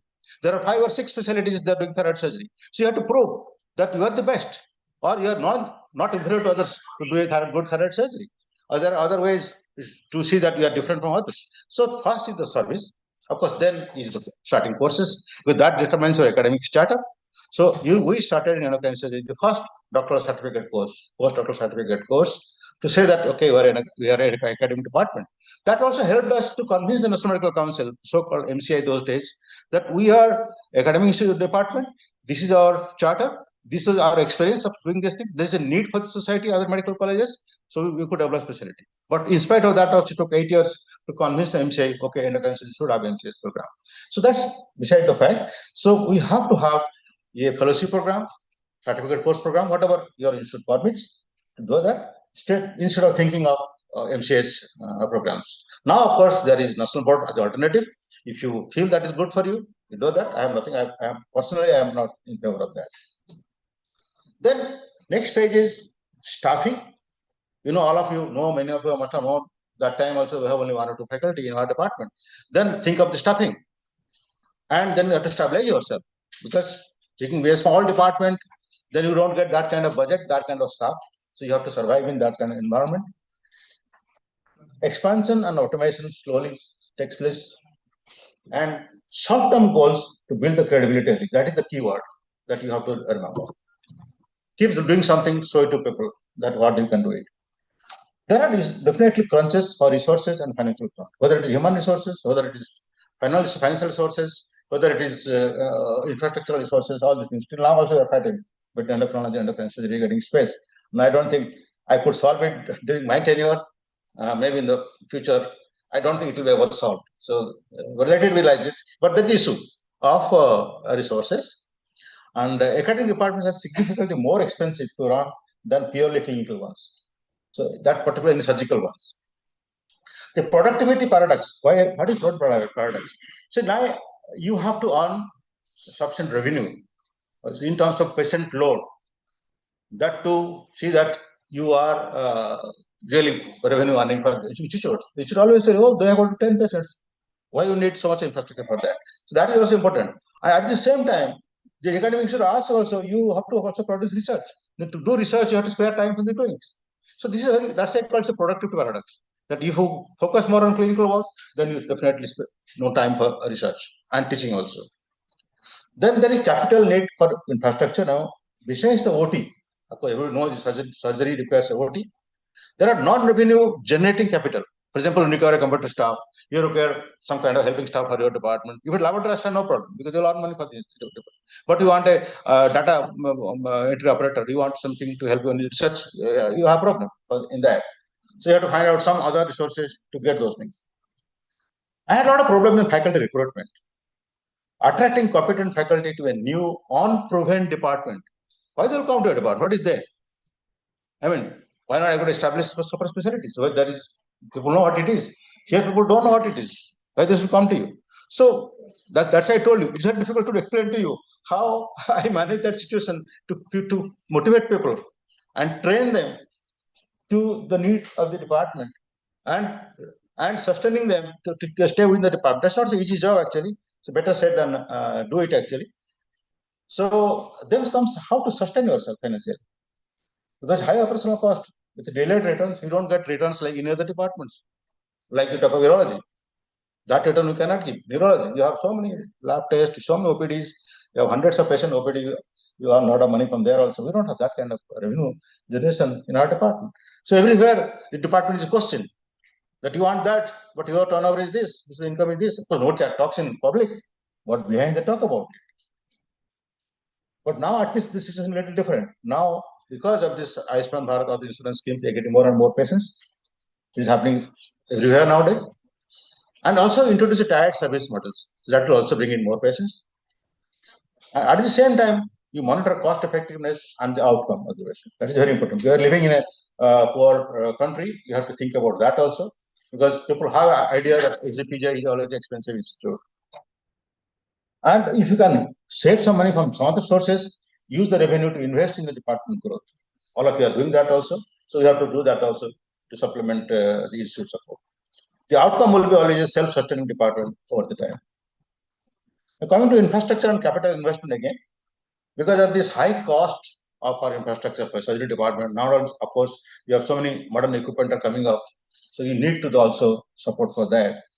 So initially we are asked to share the OTs, ICU beds. I mean, some of the endocrinologists maybe who are here, the students, we used to share both department, 4 beds, 8 beds, endocrinology, endocrine surgery, and some beds from radiology, and one endocrinology department was made. And we started from there. Endocrine surgery got this permanent destination after 10 years of our existence. Because our department, which is there in the map, was given to emergency. I don't know what now the departments of displays, I don't know where it is now. It is a ground floor, other side, it was emergency. And we got record 10 years. So look at that. So we survived that. We have to survive. There's no other way. Now, like in the current hospital I'm working, we're given only 4 beds. That is not an endocrine surgery ward. It's a daycare ward. You have to survive that. So that is the way your specialty has to start actually. That's the way you have to do it. As I told you, I acquired that much of experience to remain cool and patient. That's why today, after 2.5 years, RML Institute has a dedicated endocrine surgery ward, dedicated OT, and all infrastructure ready for starting MCS programs. So I think these experiences will help you to create more departments and more infrastructure actually. Always think about the PPP model. I understand that many of the equipment are getting purchased PPP model. You may not like it, but there's no other option out actually if you want to survive. CSR funds, there are a lot of opportunities getting CSR funds. The entire tele-ICU project has come from CSR funds. So you can also get it. Many institutes are getting it. You can do that. And government grants. Never depend on government grants all the time because you'll get peanuts for that. So it is better, I suggest you do something else to get some grant from easier way. Easier means you have to do something to show that government that they'll give a grant. Today, if you see the telemedicine school there, it's all because of this non-conventional ICMR, DBT, DSTs. With the entire building from UP government and 30 crore rupees external grant coming from Ministry of Health and other entities not related to the DST, DBT, anything like that. So you have to think about that. The entire our digital theater was come from other sources, not from any other conventional sources. So you have to think about something like there are many departments have a lot of kind of opportunities. You can think it about for community work and go for CSR grants. You'll get a lot of money on that. You have to think of little away from the traditional granting agency. Now, how much money you'll get from there? Hardly few peanuts nowadays. So go for these options. You can get good money and can do something for your research or infrastructure. Of course, the AMC contract, leasing, etc., you're all familiar with that. We never got the opportunity to get that kind of facilities. The outcome will be cost-effective infrastructure development without compromising safety. We need to have that kind of infrastructure to give the type of patients you are getting it. You need that kind of infrastructure to give them a good service. Difficult thing is challenge is the shortage of qualified MCH DM faculty. with high attrition rate actually. You can't expect, of course, nowadays there is MCSDM, MCH in endocrine surgery, let me talk about my specialty only. But when there is placement, there is hardly any place to accommodate them. So currently I'm just thinking at how I'm really stimulating people to think about this. That we are creating so many MCS students, where they will go. It's our responsibility to see that our boys and girls get decent place to work. I think we have a lot of responsibilities beyond our department to think about that. One of the reasons why I went to RML is because of that only. That there is a possibilities of a department coming up where you can accommodate at least 3 faculty members. And also, there are several opportunities coming up in the future also. We should think about that, going and helping people. There are institutions also are ready to start, but you have to give them some idea and helping hand to start some departments there also. So there are all this. We are now 70 MCA students from EGPJ only. Then create, another is faculty just, we have from beginning believe in getting professors from invitation. We have 2 slots of visiting professors. Do utilize them. Yeah, I'm sure they must be utilizing also. You to invite them. You to invite other professors also from overseas countries to our PG course and other opportunities. We have good opportunity with JICA collaboration. You to get a lot of faculty. With other endocrine surgery, you don't have experts here. So all our PG courses and visiting professors are from outside. In that process, we could get contact with overseas centers. So you can send our junior faculty and residents to spend some time in overseas centers to get exposure of endocrine surgery there during our earlier years also. Create career progression pathways and CME support systems. Many of our faculty, many of our residents, they get opportunity to visit abroad. There are a lot of fellowships. If faculty helps them to get those kind of grants and fellowships to go, faculty themselves also been encouraged to go and attend endocrine established centers, and they get really stimulated for the endocrine surgery those days. Nowadays, of course, you have one faculty. I'm sure there must be a lot of assets for you to get helping hands. And that leads us to a good outcome, a stable core faculty, which is the main backbone of any academic department, with external academic support like visiting professors. Recruit and develop the right team is very easily said, but it's difficult to do. And because nowadays the faculties, I'm sure they have different kind of attentions, what they expect, expectations are different. Generation gaps are there, actually, what was there, what is now. So we cannot really put a stop to that. You cannot just install your ideas, your vision to somebody else. Only thing can stimulate them that this is your department. Encourage ownership. The last line I'm telling first. Encourage ownership and innovations. Stimulate them, decentralize them to do whatever they are interest to you. Stimulate them, support them, so they can return here. Define clear roles and hire a experience mix of stuff. Like give me example of now in RML where I'm working now. We have JRs, just fresh some MBBS. We are utilizing them because no SR is coming to a specialty where there are no MCS programs. We are managing with them.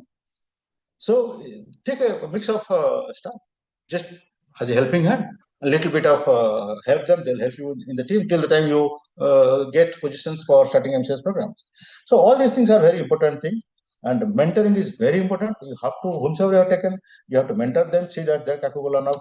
If they are your children, they are going to the society to do a safe practice. It's again another difficult thing to establish process, policies, and SOPs. It's very easily said, very well drafted, but it's very difficult. You can make SOPs, but it's very difficult to implement it. Just imagine maintaining a logbook of your residents. It's not that easy. Unless you do a periodic review, the logbook is never entered.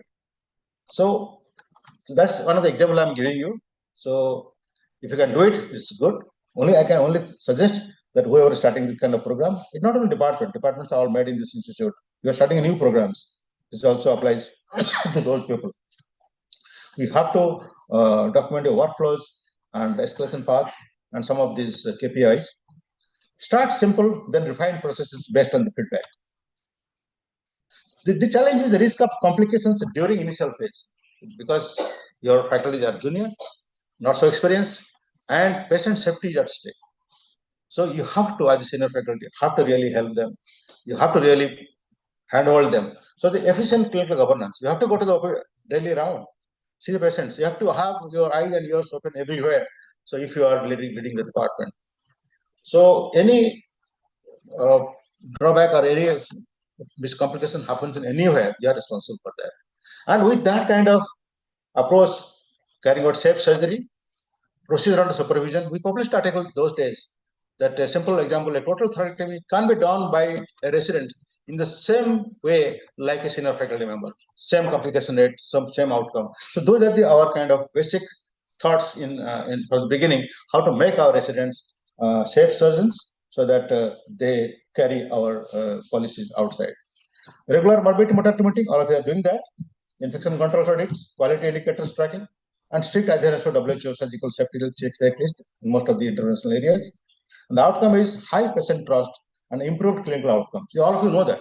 Your patients are always happy. Any patient coming to HGPJ, they are happy. They know admission is a difficult thing. But once you are admitted, that everything is taken care of. That is the thing that I listen from outside. I have been listening that for many years. Training and skill development. Lack of trained residents, nurses, and technicians. It's our responsibility to train them. Because the technicians are not trained to do that your job that you want. Your nurses don't know how to manage endocrine patient, so they have to train them. Actually, it's a continuous process. So conduct workshops, hands-on seminars, send staff for observership to APEX centers, develop in-house SOP-based training modules. Introduction of simulation-based surgical training, of course, not existing in our institute. Just for the sake of completion of slides, I mentioned it. So with that, we'll get a competent clinical team with standardized practice. I always believe even a nurse in the ward who has been appointed 1 month ago is also equally important for us. If he doesn't know how to manage hypocalcemia, giving in midnight IV injection of calcium, then our training is totally useless. The patient will die with hypocalcemia. So monitoring and continuous improvement. The challenge is lack of performance tracking. That is a very important thing to do actually. Even if you do logbook review of our residents, even that also, because shortage of time, you don't do that rigorously. That has to be really done very well. So some of the key performance indicators, I'll just mention that. You can think about practicing this. Surgical volume and outcomes, which is very important. See more patients, operate more patients, that depends on outcomes. Training milestones you decide. Research output, patient satisfaction, accreditation status, all these things are very important as performance indicators of the department. All these things can possible only data-driven improvement on long-term excellence. Build collaboration and integration. Collaboration can be within the institute, other department in the country, or outside country. Somewhere. The collaboration is not always a research collaboration. It can be also a training collaboration. It can be also a collaboration just to understand how the department is functioning. So you have to visit many centers if you're starting a new program and learn from them how they have set up their programs. So create a cross-department coordination and mechanism. Many of the departments are doing that in our institute. This is from the beginning that started in our institute here. Assign clear interfaces with other departments. Promote teamwork and shared accountability.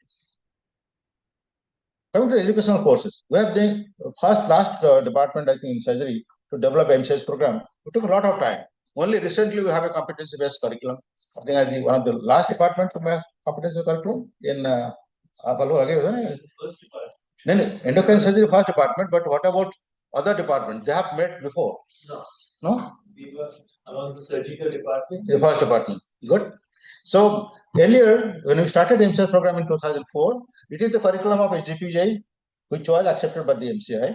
Now, of course, now when they made it a competent-based curriculum, now it has been a recent curriculum. But HGPJ has been given credit to develop the curriculum first time in the country, which was followed in Madras as well as in Vellore, and any other specialty developed MCS that in that time.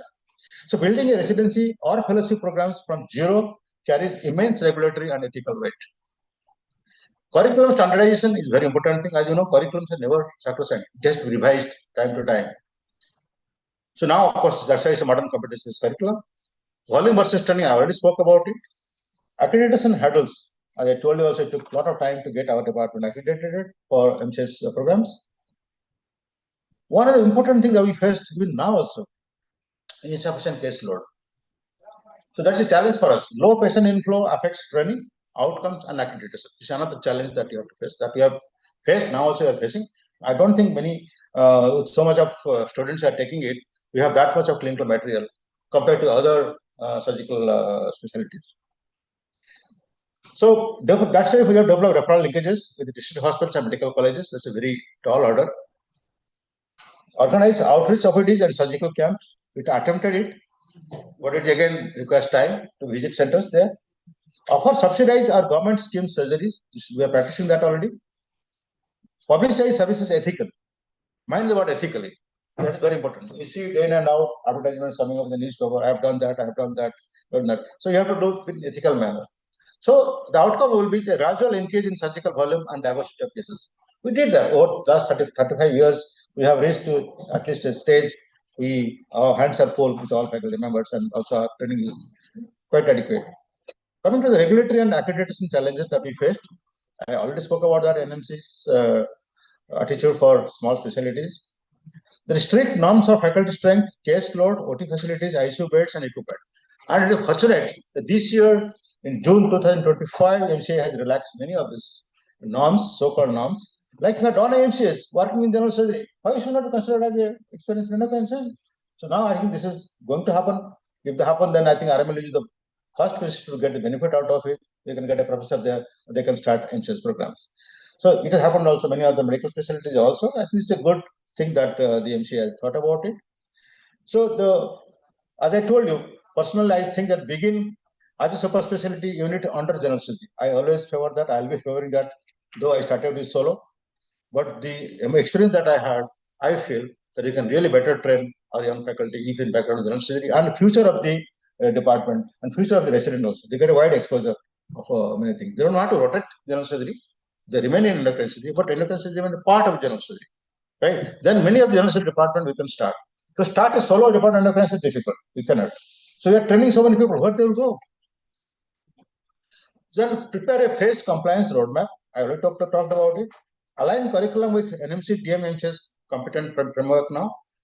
Maintain meticulous documentation for inspections. That is very important thing. All of you are doing that also. And the outcome will be a gradual transition from unit to department to be recognized as a training center. Coming to the research program, establishing a research engine in a new environment faces specific cold start problems. For example, I think about 35 years ago, even to publish a paper is out of dream. We cannot get where the patients don't have some lab-based issues. And here we have to think about a senior professor. As an assistant professor, you have to think of a service establishment, not a research establishment. So to maintain a service takes so much of time. Then where to get time for research? And where is the mentors for you? Research also requires a mentor, write a grant, where to go for funding. So all these things also are very important in a new department. So there has to be a senior surgeon who also has experience in research. Patient trust. Sometimes patient consent are very difficult to get it if you are doing some kind of clinical research. Data. Those days, remember, nowadays computer, we got the computer for a 386 those days. Of course, Pentium 1 you got after so many years. So think about that. So all hard copy logbooks, patient case sheets, and patient case sheets are not available in registers, and then you get research summaries. So like that, somehow we manage something, but that's not a thing. But now with this system coming up with automation, we will be able to get many of this information, which is HIS and all these things. Low research productivity during early years. This is a known fact, I just told you, because many of our essential elements for research are not available us, and either the guidance and either the patient load. So the mandate clinical audits and registers from the beginning. This is very, very difficult thing to do it because it requires continuous monitoring by the team leader. Encourage multi-centric collaborations if it's possible. That's a lot of understanding. Allocate protected research time. Seek funding from external agencies and institutional grants. I'll just add one thing, the external agency also has no definition. Go beyond DST DBT. And the outcome will be a steady growth in publications and academic recognition. Now to conclude, I have 2 slides. The summary statement will be the core component of developing and sustaining endocrine specialty program is a mindset, money, manpower, motivation, mission, and mobilization. A specialized training programs, structured, high volume solution training programs, uniform competency-based curriculum covering core areas as laid down by national guidelines, accreditation of center, multidisciplinary team sports approach, high surgical volume and specialization to ensure quality, safety, and good outcome, technology integrations, minimal access surgery, robotics, innovative imaging and diagnostics, efficient data management and outreach through EMR telemedicine, research and outcome assessment, professional associations and leadership, setting standards, promoting specialty, providing leadership development, and fostering research. Mitigating challenges in creating a new medical disciplines. That's the first thing you have asked, how you have managed these things. Involves strong interdisciplinary collaboration, building clear evidence-based protocols, securing management support, investing in targeted training and knowledge sharing, leveraging technologies, informatics, and AI for efficiency, ensuring patient-centric design, fostering open communication and resilience to overcome resistance and complexity. Lastly, I'll just quote Jack Welch. He's the G chairman. It's a marathon. It's not a sprint. 10 years, 15 years, maybe 30 years. You have got to get up every day with a new idea, a new spin, and you have got to bring to work.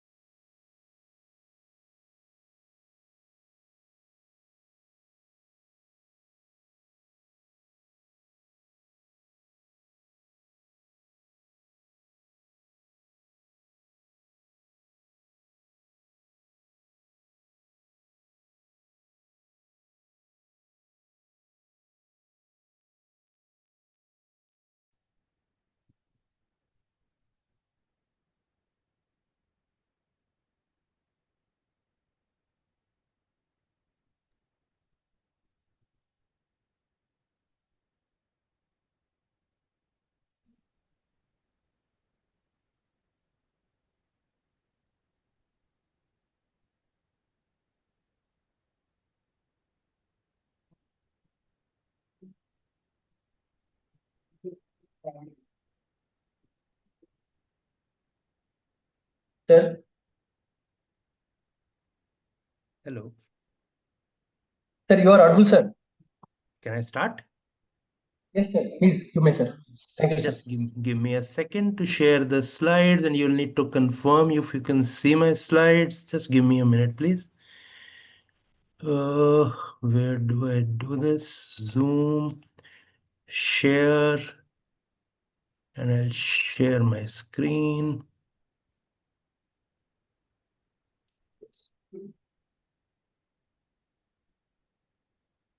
Can you see my slides, please? Sir, it's visual, sir. Yeah, okay. Just give me a second. Fine. And you're recording the talk, I suppose. That's okay. Okay. Good afternoon, rather, I should say good evening. We are fairly late in the day. Let me thank Dr. Jayanti and Dr. Prakash for not only asking me to speak, but also because they gave me an opportunity to listen to uh, three speakers, each of whom provided a very different perspective. In particular, Dr. UK Mishra. I have always thought that if there was one with one in the faculty, that was Dr. UK Mishra, and he once again proved that today. The topic allotted to me is how to improve academic atmosphere in an institute, and I just modified that to in a medical institution. Of course, there will be some overlap with what Dr. UK Mishra said, and possibly also with the other two speakers, Dr. Dhiman and Dr. SK Mishra, but I'll try and minimize that. So once I received this topic, the first question I had was, what is academic atmosphere? What does this term mean? Sorry. So I tried to look it up on the internet. That's easy today, as you heard from others. And this is the definition I found. It's quite a long one, but if I look at the most important part that I have tried to highlight, academic atmosphere refers to scholarly intellectual climate in an educational setting that fosters learning, fosters critical thinking, and fosters research. And if I were to take the remaining part also, this is how I could summarize this. There are several things. This is physical spaces and facilities, the teaching quality, which means the faculty, the teaching program, the academic freedom, the engagement of students by the faculty, their supportive interactions, some ethical practices, and the faculty's focus on intellectual growth of the students, which is these together create a scholarly or intellectual climate or the academic atmosphere, which then leads to learning, critical thinking, research, and positive personal development on part of the students or trainees. So when you try to look at what are the factors I came across this very useful publication by the Word Bank it's a book titled The Road to Academic Excellence. They looked at 11 university systems in different parts of the world, the West, the East, and also the IIT system in India. And they tried to say, so WCU here in the center stands for World Class University. What are the things that determine whether a university or a teaching institution is world class or not? They said this is concentration of talent, which is in terms of students, the teaching staff, the researchers, and the international character of these three groups. Then you need resources, which is budget, which could be from the public or the government budget. This could be money that could come from endowment. There could be tuition fees, and there could be research grants. And again, as was also said by Dr. UK Mishra, the wider variety of resource settings that you have, it is better. And finally, there is something related to governance. That is, there should be a supportive regulatory framework, there should be autonomy, there should be academic freedom, and we heard about some of those. And then how good are the leadership team, the strategic vision of the institution's leadership and the department's leadership, the faculty, and the culture of excellence.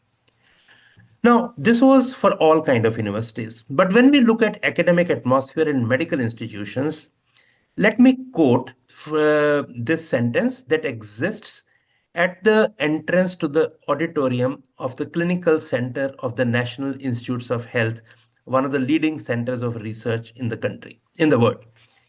And it states, and this is a quote from Dr. Jack Masur, who was the first director of the clinical center at NIH.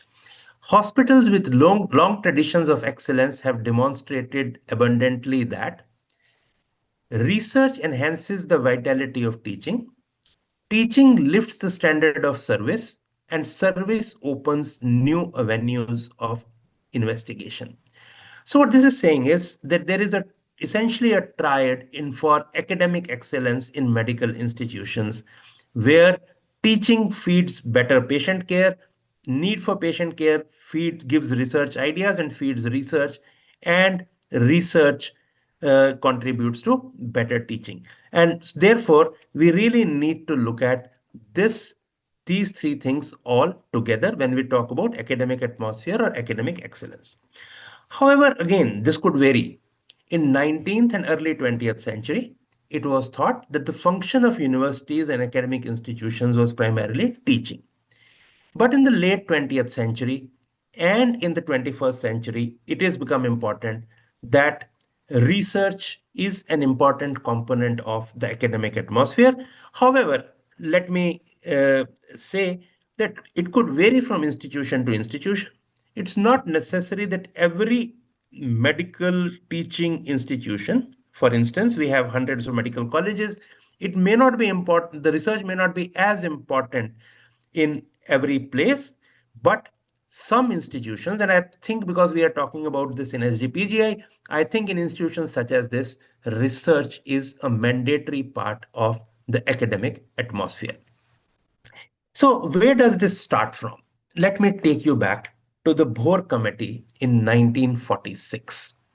The first idea that teaching needs to be different, teaching needs to include research in India came from the Bohr Committee. And these are some excerpts which I've highlighted from the Bohr Committee. They said India needs training of doctors, training of a sufficient number of doctors capable of undertaking research into medical and allied problems on a scale far in advance of what has been accomplished in the past. Remember, there was medical research happening in India before. India was one of the first places to develop some vaccines. India was the place where malaria transmission was discovered. Many other things happened in India, but they said we need to have research on a scale far more than that. There needs to be a provision of facilities for research by all the departments of these institutions and not isolated one department. And teaching of the requisite standard can be attained only in an atmosphere of active research. And they said At least a few institutions that will concentrate on quality should also be established in suitable centers in different parts of the country. And SGPGI, I would think, is where we fit in. And they said they realized that considerations of cost and the need to staff these institutions with the most highly qualified persons available will make it difficult to start many, and that one country should start with one, the so-called All India Medical Institute. They also laid down the objectives for such an institute, and to emphasize, they said to promote research of the highest type, postgraduate training of an advanced character, atmosphere that will foster the true scientific outlook and spirit of initiative. These students should learn the loftiest ideals of the profession, meaning the ethical principles, community outlook, a high degree of culture, and they should serve as apostles of progressive spirit in whatever field it should be field, whether it's written wrongly. They may be called upon to serve, whether teaching, research, healthcare, or administration. And they said, in regard to the faculty, we anticipate that these people will be men and women, not only of outstanding attainments in their respective fields, but with wider outlook that will enable them to interpret the needs of medical education in relation to varied responsibilities that the doctor of the future will be called upon to undertake. So they wanted these teachers to be thinking futuristically, and some of these, I'm repeating these because this is exactly what we need to improve our academic atmosphere. They said faculty selection should be on merit. Best available persons should be secured, if needed, through the word market. And acting on this 10 years later, uh, Srimati Rajkumari Amrit Kaur, the then health minister, presented this act and in the parliament to establish the first All India Institute of Medical Sciences. And the objects, if we look at the objectives of this institute, these are largely derived from the Bhor committee, and they say the object was to develop patterns of teaching in undergraduate and postgraduate medical education so that we can show to other medical colleges that there is high standard of medical education is possible, to bring together at one place educational facilities of the highest order, and to attain self-sufficiency in postgraduate medical education. So they were supposed to experiment in medical education and develop newer patterns of teaching because they need to test different models of teaching. So they needed to have a medical teaching institution. Hospital is not even mentioned. Patient care is not even mentioned in the objectives of setting up this institute. And in the next clause, the Act mentions the functions of the institute. And if you see, the clause A refers to teaching, undergraduate and postgraduate, B to research, C to teaching of humanities. It was thought that that was as important as teaching medicine to medical students, experiments in new methods of medical education, and somewhere down there in F, there are two parts, and there it refers to therefore set up a medical college and a well-equipped hospital. Remember, let me point it out again, there was no question of these being the primary patient care or healthcare delivery institution of the country. How did that institute and others that have been modeled on similar lines? Fortunately, I have had the fortune of working at several of these. PGI Chandigarh, JIPMER, and SGPGI also is similar.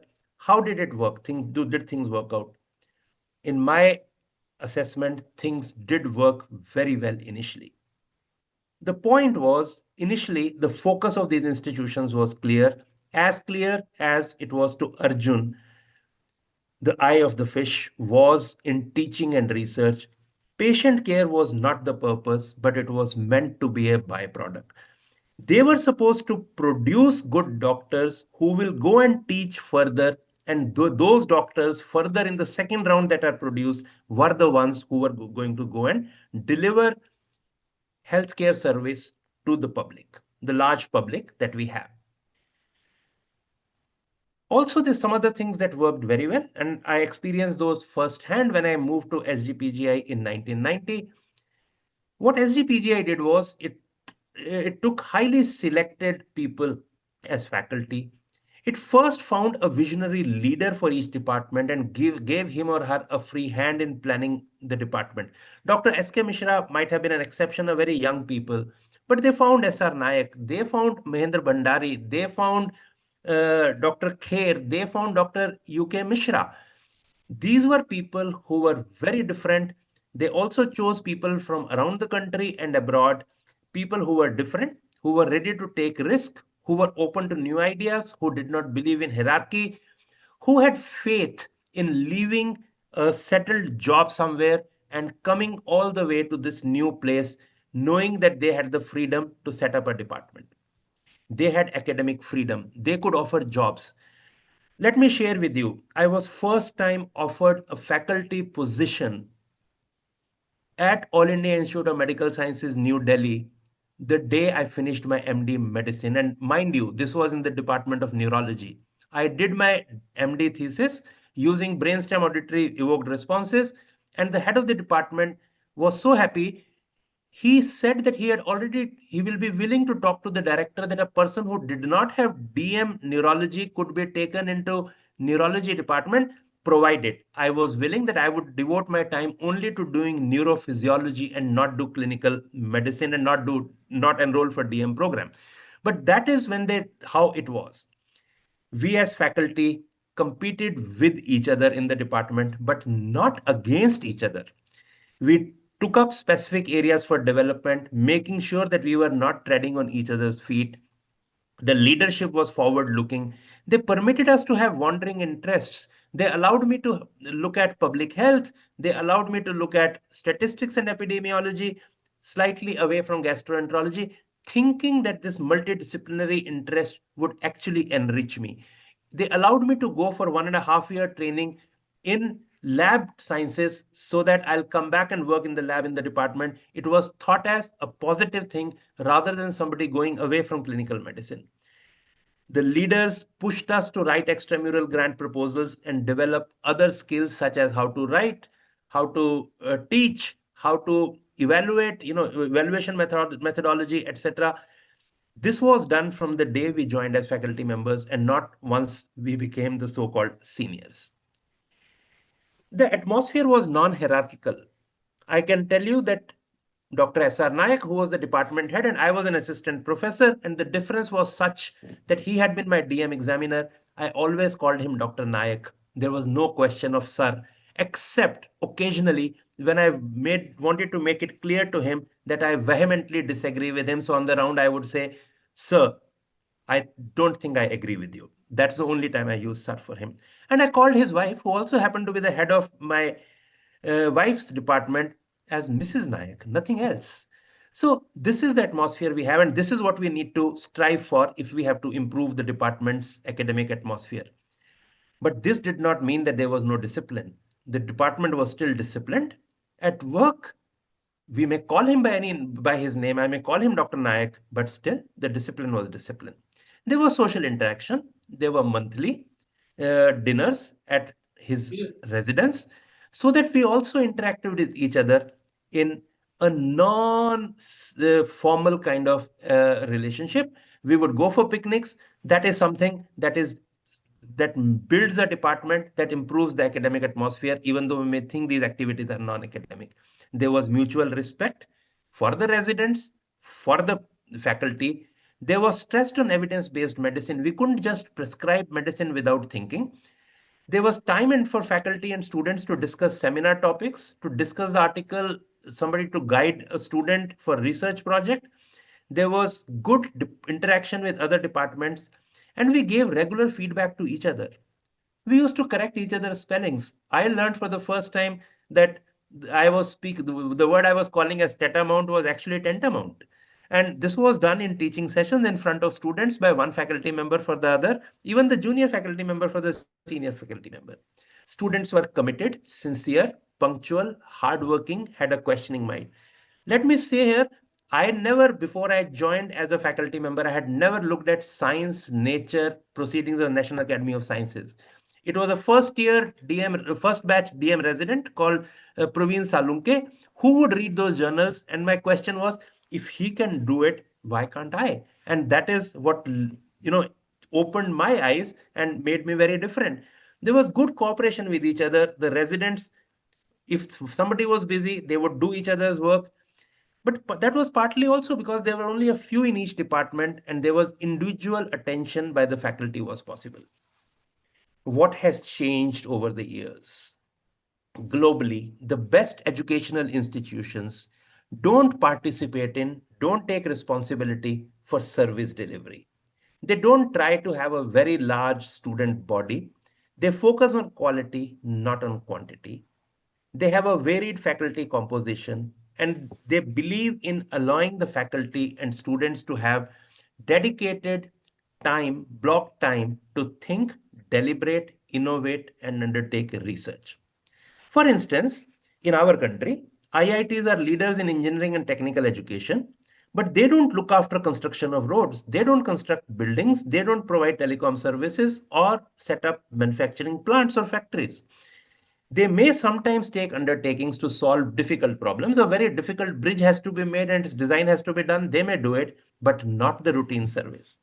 Similarly, in medicine, the healthcare delivery was to be done by others and not by institutions such as ours. If you go to Bohr Committee report, it talks about All India Institute of Medical Sciences as a provider of trained manpower which will go and do deliveries, healthcare delivery. What did we do instead? We decided in our medical institutions to take on a very large patient load. I agree with Professor Mishra that some of it is because of the government, because of our going to them for big funds, sometimes for facilities that we don't necessarily need as much. But I think it's partly because the faculty itself decided that they wanted to do more patient care rather than do other things. So what has happened is faculty as well as the students are busy, very busy, super busy providing patient care. And there is no time left for academic activities, leading to vitiation of the academic atmosphere. Of course, faculty is traveling much more. There are too many conferences, and now even the students have caught the bug. Each conference would offer free travel for some students and some kind of prizes, and everybody is willing to travel for those. There is increasing student strength. We take more residents in the name of more clinical work, and there is a deteriorating faculty student ratio. So the whole idea is we take more students because we have more clinical work, and this is a poor feedback system which is actually leading to deterioration. So there is no time for faculty to individualize assessment and give feedback. So we have an assembly line for patient care as well as teaching. At one time, we had one objective to put the needle, to thread up one needle, and that objective was teaching and research. Everything else, patient care, etc., was a byproduct. Now we have too many objectives. We want to deliver patient care, we want to do research, we want to teach, and we want to attend conferences. Anybody try threading three needles at the same time, and you would realize that that's just not possible. That lack of focus is the problem. And let's go further. Having asked the existing medical institutions to move to patient care, now we are asking district hospitals, which were supposed to deliver patient care, to start teaching. Round holes, square pegs, when you try to do that, all you end up with is the frayed pegs and frayed holes. And that's where we are as a country and as an institution. There are other factors, some of them faculty related. There is rapid expansion in the number of academic medical institutions without commensurate increase in trained, highly skilled faculty. While not wanting to offend my younger faculty colleagues, we now have people getting into faculty when they are not necessary, when they actually want to deliver patient care and not necessarily engage in highly academic kind of intellectual activity that Professor UK Mishra was referring to, when they don't want to become multidisciplinary and wider, when their main job seems to, when their main interest seems to be to deliver patient care. Many faculty are now hailing from neighboring areas rather than from distant areas. When SGPGI was made, we had people from all around. I'm not saying that there is anything bad, but once you belong to that area, you have many other interests, you have many other distractions compared to people who come from far off. And main thing is basically that you need focus. Non-campus housing, that means people don't have time to spare. At when we started off, there was time, people could walk in at any time, but that possibly does not happen today. There is change recruitment and promotion policy. We have failed to take teaching and real research output into account for promotions. Promotions have become virtually time bound. And instead of focusing on the quality of teaching and quality of research, we are now focusing on number of papers published and the impact factor. Nobody bothers about impact. They look at impact factor. And I think we can do better here if we look at the San Francisco declaration on research assessment, which says that you should ask people to list 4 or 5 papers and talk about what those contributed rather than look at the number and the impact factor of where they were published. There is on many faculty members have a stress on procedures, so they want to develop psychomotor skills rather than skills in the other two domain: cognitive, that is knowledge, and affective, that is emotional, and how you care for the patients in those domains. Many faculty members now have narrow fields of vision with very little or much less interest in being multidisciplinary and looking at other fields around them. Students have also changed. There is an increasing number of training slots around the country. So earlier we used to get cream de la cream, but now there are people with lesser degree of achievement at undergraduate and postgraduate level are getting into the super specialty training programs. The one thing that has played havoc is the fact that now our admission process has changed to say that there is one common entrance exam and a person does not even need to know what he wants to do DM in. I find it very odd that a person at 27, 28, and sometimes even 30 years of age does not know and chooses a specialty based on what he can get rather than what he is interested in. And I think this is something that has created a big hassle. They also, partly by market forces, have stress on procedures rather than cognitive and affective skills that I referred to for faculty. And in case of SGPGI, in particular, a requirement for service bond. That means students don't care as when they are choosing institution. Why would they choose SGPGI where they are committed to spending 5 years rather than spending 3 years and then they can't go home? And they are not unclear about what their future holds and they don't come here. Even while they are doing their course, a student who's rudderless is less likely to focus on academic pursuits. So what do we need to do? We need to plan better. We need to think the number of faculty members and residents taken together in a department. We need to multiply it by 8. Or even if you want to say everybody will work 12 hours, 16 hours, I don't care. Multiply it by the number of hours we want people to work a day. Take this number, allocate it in 3 parts: service, teaching, and research. See how much is the total time in the department that is available for service. This aggregate time allocated for patient care should match what is needed for the service that we want to provide. For outpatient, look at the number of outpatient coming every day, multiply it by what we think is a reasonable number. I would think in a specialty institution such as institute, our institute should be 15 minutes per patient visit at least. Inpatient work for every patient, 1 hour, and this includes the time of all the residents and the faculty members taken together per day, because there have to be teaching rounds. They have to be taught on those patients, and obviously patients are going to be complex. Lab work, other places such as operation theater, and we need to make sure that the aggregate time needed is equal to the aggregated time available for service. If we look at this, we would find we are doing very poorly on this, and this to me is the prime reason why our academic atmosphere has worsened. Is it possible? Yes, I had one experience that makes me feel that it is possible. I spent 6 years at JIPMER, and we found the biggest problem, one of the big problems for the Department of Obs Gynae there was the number of deliveries that they were doing. Everybody, every woman in the surrounding districts would want to get delivered at JIPMER. So this is the number of deliveries. per quarter, and before in 2009 it was increasing and it had reached something around 60 deliveries a day. You can imagine how much work it was. This is the period of COVID, the box in the middle. During COVID, it declined. But as COVID was disappearing in the end of 2021-22, the one low figure in 2022 is the second peak, is the, another variant peak. So we can see that the number again started increasing and we found that this was problem. So we started in the second quarter of 2022 planning on a procedure. We talked to the collectors, we talked to medical officers of the 3 surrounding districts, worked out a plan where we said a lot of deliveries can be done.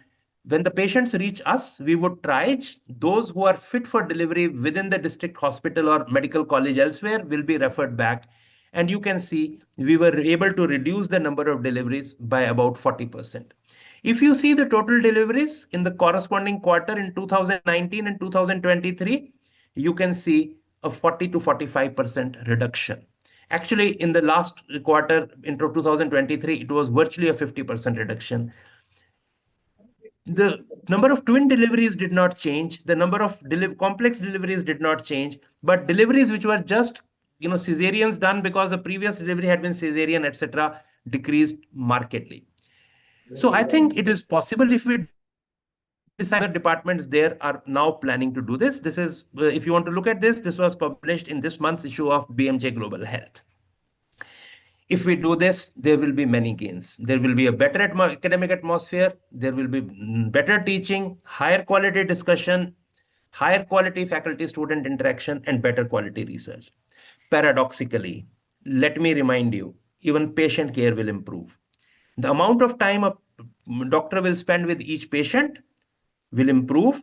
We would then be seeing only those patients that need complex care, that are complicated and need our skills, and not everybody who just crowds our OPD.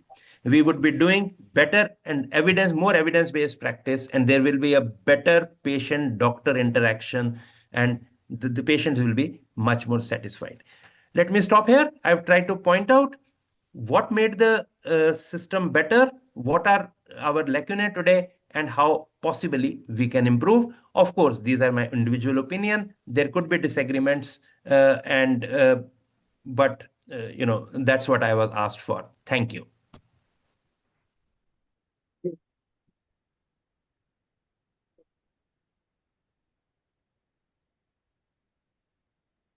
Thank you, sir. Sir, your words would certainly motivate us to enhance our academic atmosphere and inspire excellence in learning and research. Thank you, sir. Now, may I request Professor Anupama ma'am to share her insight on topic challenges of a female academician in a medical institution. Madam.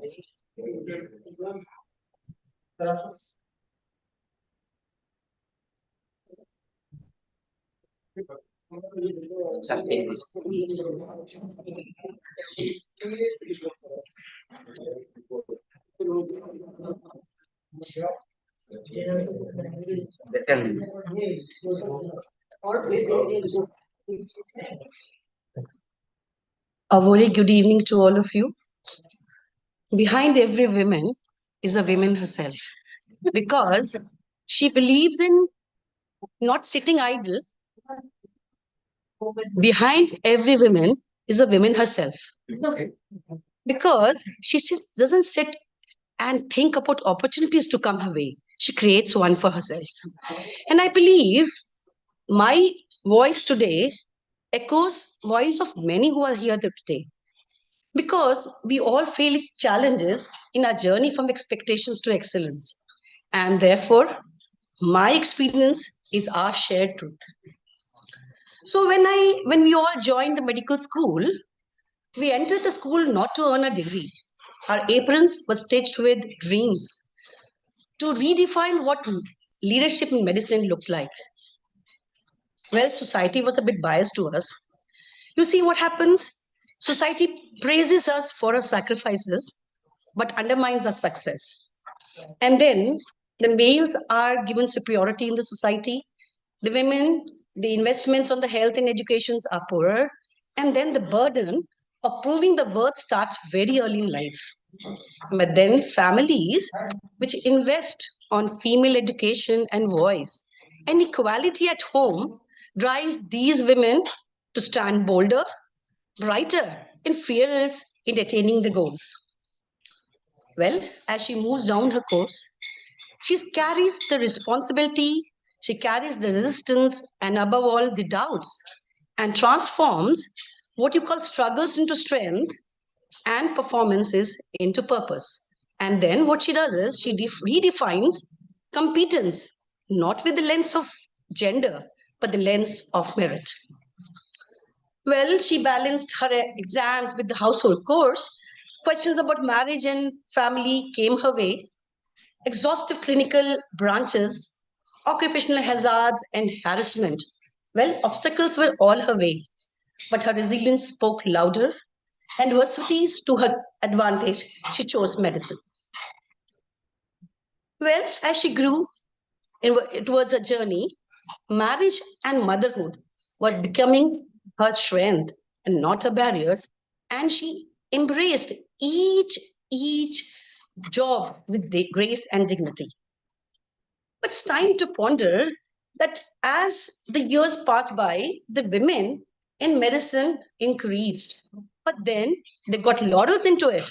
What hurts me most is that it didn't translate in proportion to the leadership and the long term retention. So, is it that we call leadership traits unconsciously associated with masculinity? We every time a woman she has to strive to achieve what she's wanting to, but it is assumed for the men. I hope you don't take it otherwise.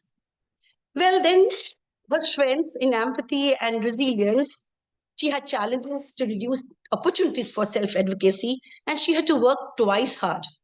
One, to get success, and then to justify her success. And that was the point there. When I looked into the literature, what were the reasons why women left academic institutes?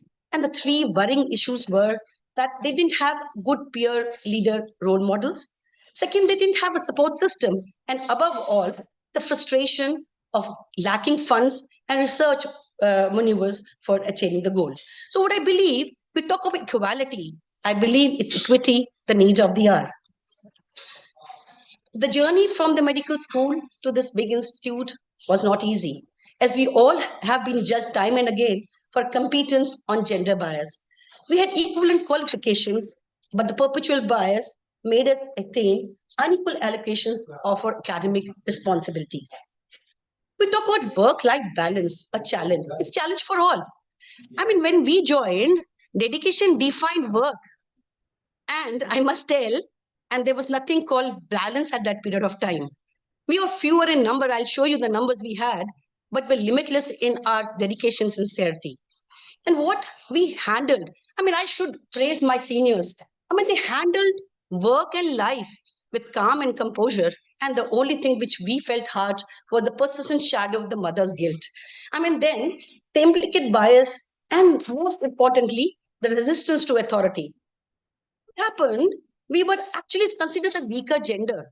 What happened?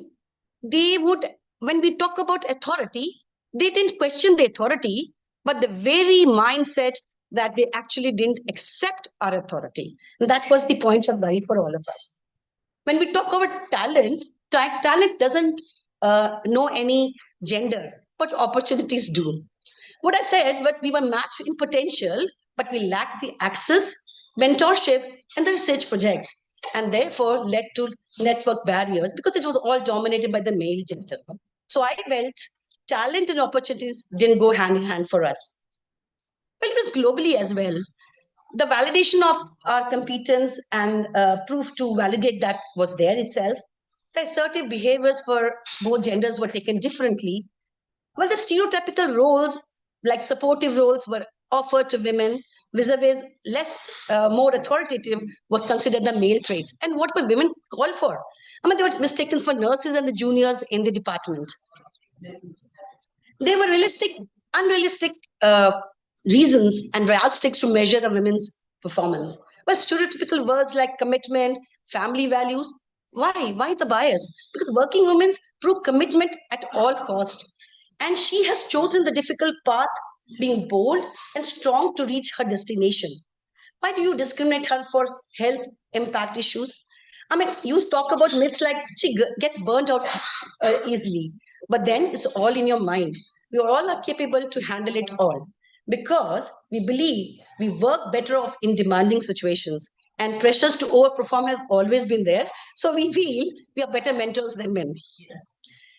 Well, when you look into these women who have been my mentors all throughout, the success wasn't easy for them. It was hard work, perseverance, diligence, strong communication skills, trust they developed within the fellow colleagues, the time management, and above all, the long term institutional commitments. And that made them strive, and where they are today is the goal they wanted to achieve.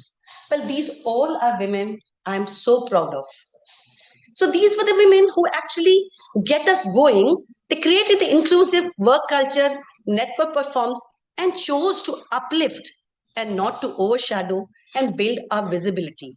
They were transparent evaluation system, zero tolerance to harassment, and supportive leadership commitment, and that drove our potential into purpose.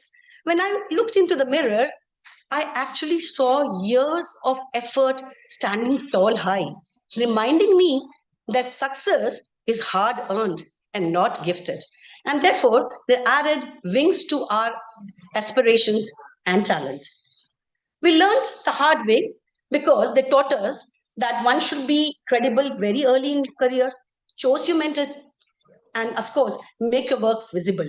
The most important thing, which I always feel were the reasons I always admire my role models, is that they chose and told me celebrate your small wins because you belong here and a place where excellence survives and there's no turning around. Well, there are men in this audience, but I must say, when a woman succeeds, this is a success story of many untold stories.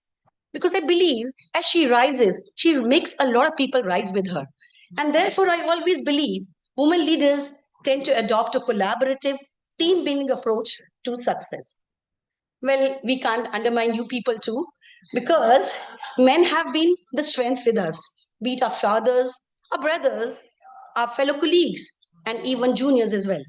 Challenges could have obscured my vision, but then that steadfast support held my hand in moments of doubt and pushed us to this narrow tunnel to reach the light that's called a institute.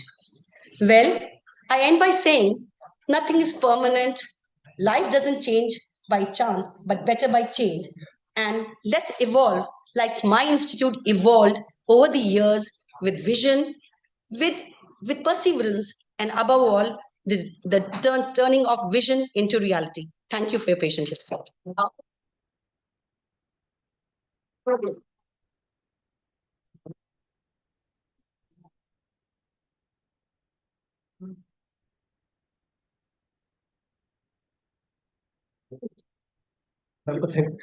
Thank you very much. Of course. Ma'am, we sincerely thank you for sharing your valuable insight and experience. For us, prospects not only highlight the challenges, but also inspire us to foster more inclusive and supportive academic environment. Now, may I request Dean Sir to kindly share his thoughts on topic challenges and remedy in maintaining academic program in the medical institute. Before I do that, before I start my talk, I have to say that with due respects to all the predecessors here, your talk really touched my heart. It touched my heart and my soul because I'm a mother's son. And I've seen her struggles. And our department is different. We have 5 women and 2 men, but I'm not henpecked. So they give me breathing space. Thank you very much. The ladies in the department.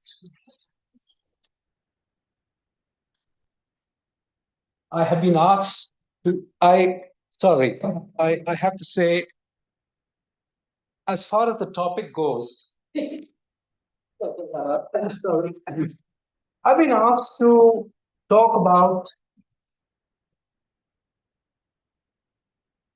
challenges and remedies in maintaining academic programs in the medical institute. Both Professor Rakesh Agarwal has defined the challenges: teaching, training, trainers, research, work environment, regulatory environment, and the challenges that it brings. I will add to that lecture just by talking about and being a little more, shall we say, blunt about things and talk about what actually happens on the ground on these things, and I'll be very brief. So, in terms of the kind of students who come to us now, there is a change over the last 3 decades that we have seen. The student is now less prepared in terms of procedural skills, in terms of analytical, that is motor skills, with the progressive emphasis on mastering MCQs, and also the fact that there is these coaching centers start from the 4th semester. What 4th semester? I think they start in the 10th class. So there is no schooling. These guys are not there fist fighting. Their social skills are bad. Communication. Oh, communication is takes the punch. I mean, is one of the first one of the most important things. Negotiating skills are not there. Tolerance not there. Procedural skills are not there, which is motor skills. Analytic skills are not there. Cognitive skills. They are not analyzed. It's rote memory. They're not connecting blocks. So they can't analyze, they cannot negotiate a situation. And then communication skills. Blank. Talking and negotiating, difficult. Taking a history, a physical examination is a problem. So now, over the last 3 decades, you find successively that our challenges have increased. As far as the persons who come to us. Now, when we look at the 3 things that we're supposed to do, I'm talking of just academics. So our academics are morning seminars, our academics are clinical work, and our academics are research that both the faculty do and other students do. Let's look at the seminars. What has changed in the seminars? We now find the PowerPoint slides are slicker, but the understanding is in inverse proportion has crashed. ChatGPT presentation. This is a new one. We just don't know how to navigate. At least as a teacher, I'm absolutely lost. If you try and say, why don't you understand this concept? They just don't have the patience. So the very same student becomes tomorrow's teacher. And now the kind of teachers and the examiners we are getting are also, their standards have also changed in ways that we can see. Particularly the younger APs, the younger professors who come from institutes when you want to take them along. So both the teacher and the taught, the standards have been diluted. And when you take vivas, you find a complete disconnect. And what has taken the toll is that they have not gone through the incremental process of learning, and they have straight away mugged up the concept. So if you change one variable there, the result is a disaster. And then they say, अरे वो पढ़ ले जाए, वो ठीक हो जाए, आगे सीख लेगा, चलो. And then you pass them. We pass them. Why? Because you don't want trouble. There is this person, discrimination. Somebody's getting after you. or well, you want to discover your self-respect. That, oh, इनके तो fail होते हैं. So you don't want that slur. कि आप पढ़ा नहीं रहे. These are the new challenges. So from a very academic dissection, I'm telling you what's happening on the ground. And sir, it will resonate with our respective deans. Also, there are two deans here, seniors here. Okay. Now, in terms of clinical work, we used to start, I remember 3 decades ago, we used to start with audits. We are a clinical department, and of course, the researcher, the basic sciences, and the subspecialty departments used to do hardcore research, and because there were labs associated, and that was the structure of PGI. Fair enough. We used to start with audits, but we never followed up with the audits. An audit is the predecessor for a subsequent audit, and then a subsequent audit to know which way the whole thing is doing. So we used to do audits. Now we don't even do audits. Now we just do retrospective analysis of things. Have we audited our training process? Do we sit and audit and look at the efficacy of training? We don't.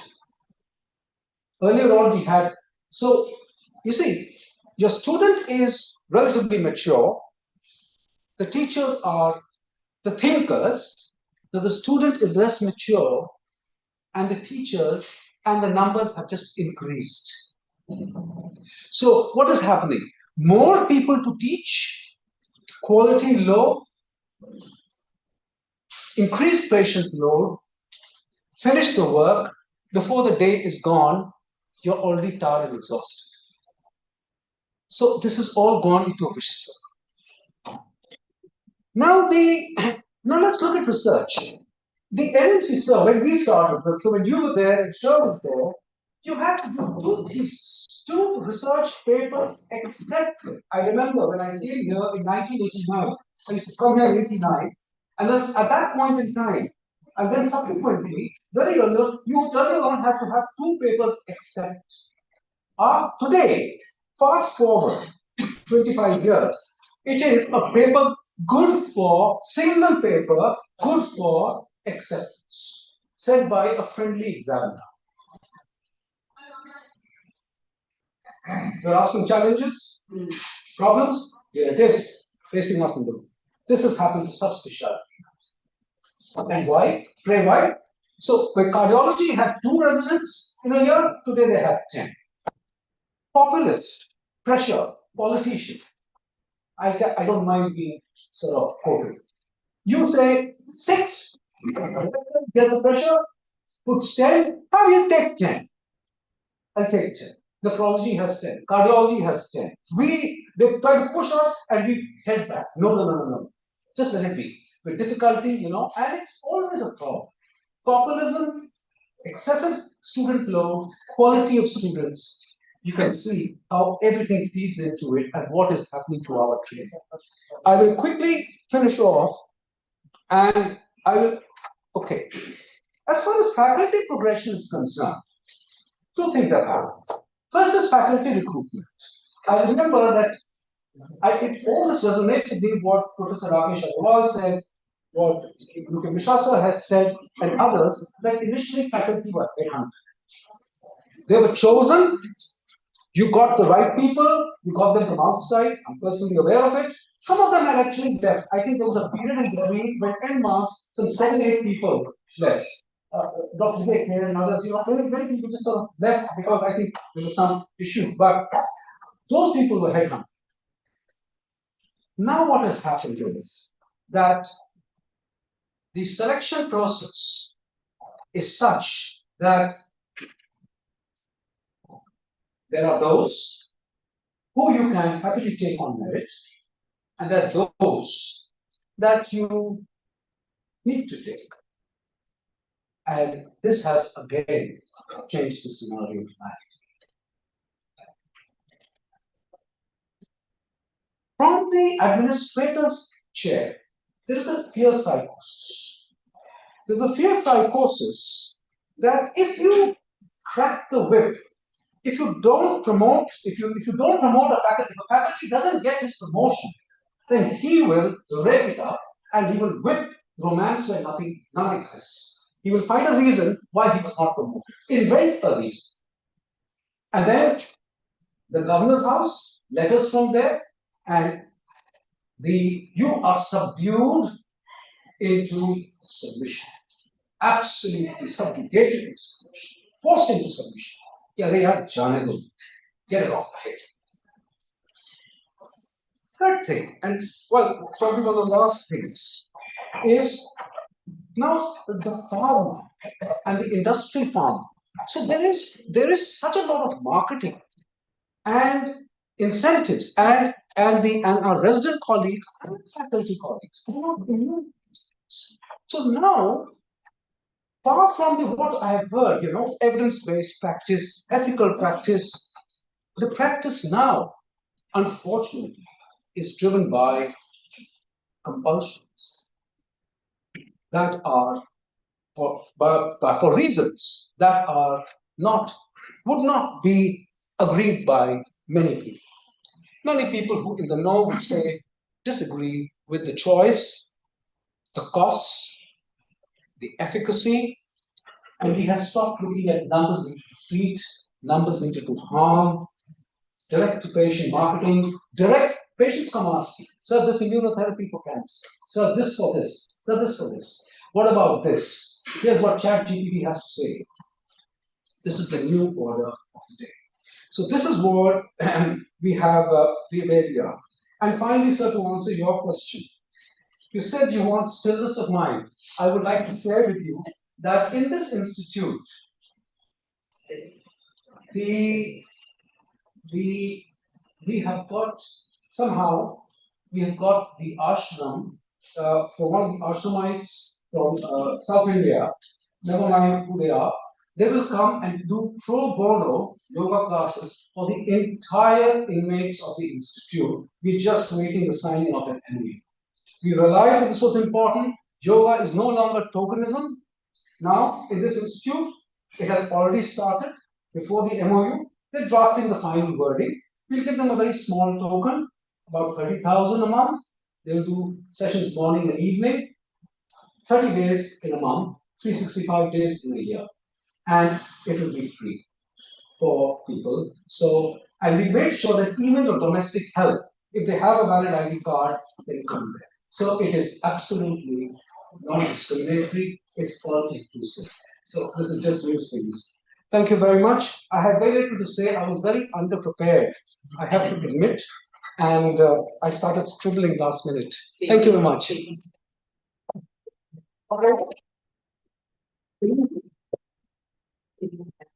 Falling standard. Yes, falling standard was absolutely. I had no idea that this was supposed to be this until I saw it this morning. So I started working this morning. Thank you. Thank you, sir. Sir, thank you for your kind words. Your insight had greatly helped us to understand the challenges and explore remedies for maintaining an academic program in a medical institute. Now, I just want to share a Sanskrit shlok. Nartvam durlabham loke vidya tatra sudurlabha Sheelam च दुर्लभम तत्र विनय तत्र सुदुर्लभ. अर्थात, in this world, birth in human race is rare, and then to obtain knowledge and wisdom is harder. Then also to have a noble character is even harder, and the hardest is to obtain humility. Today, we are fortunate enough to celebrate our Foundation Day with so many rare and remarkable individuals, each carrying all the three qualities, which is truly a matter of pride to us. And we are indebted to these distinguished speakers.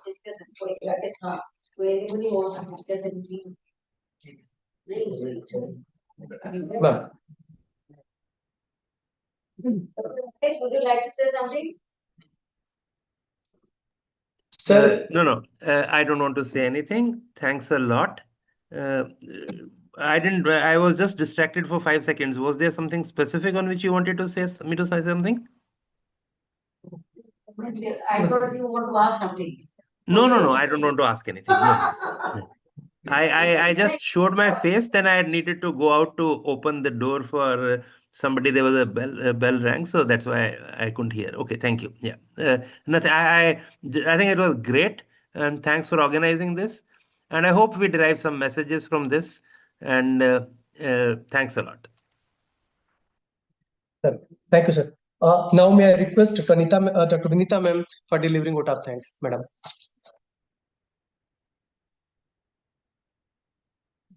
Thank you, Prakash. Good evening, everyone. As we come to the conclusion of this seminar, which we have held on our Department Foundation Day, it is my proud privilege to propose the vote of thanks.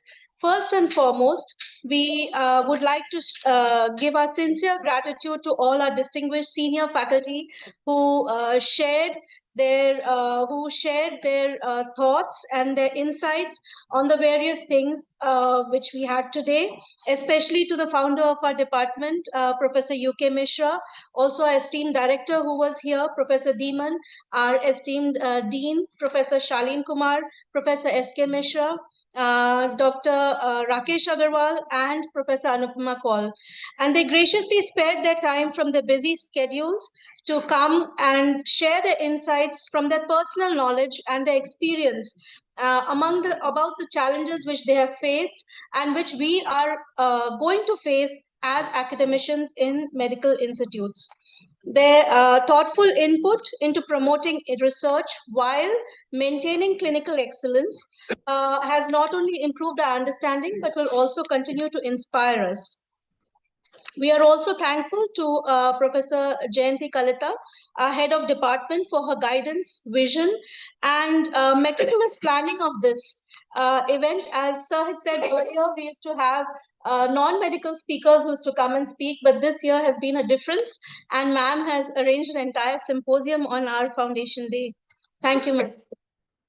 We also acknowledge with gratitude the presence of senior faculty from other departments who have come, along with residents, along with administrative staff, our supporting staff, our nurses, technicians, and even housekeeping staff for their effort to come, spare their time, and even do background work. There's been a lot of work which has gone into just arranging this event here. We also, last and not the least, we are grateful to God for life, for health, for protection, and for a continued presence with us. Once again, I'd like to thank you all for coming, sparing your time, spending your time with us. I hope we all are refreshed and we have all learned something and that we'll be able to bring our institute to greater heights. Thank you all. I'd invite you all for a photo. We will first have a photograph all together and then yes, ma'am. I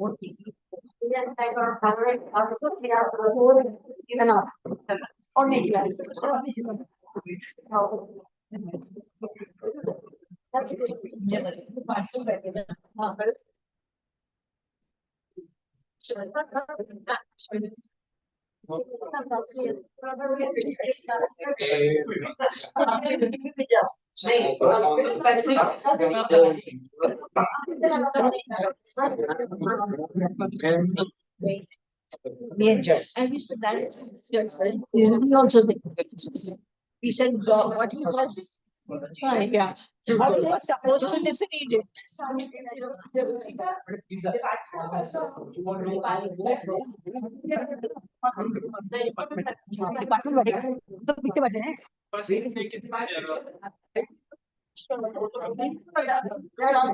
जल्दी निकलो 6 बज गए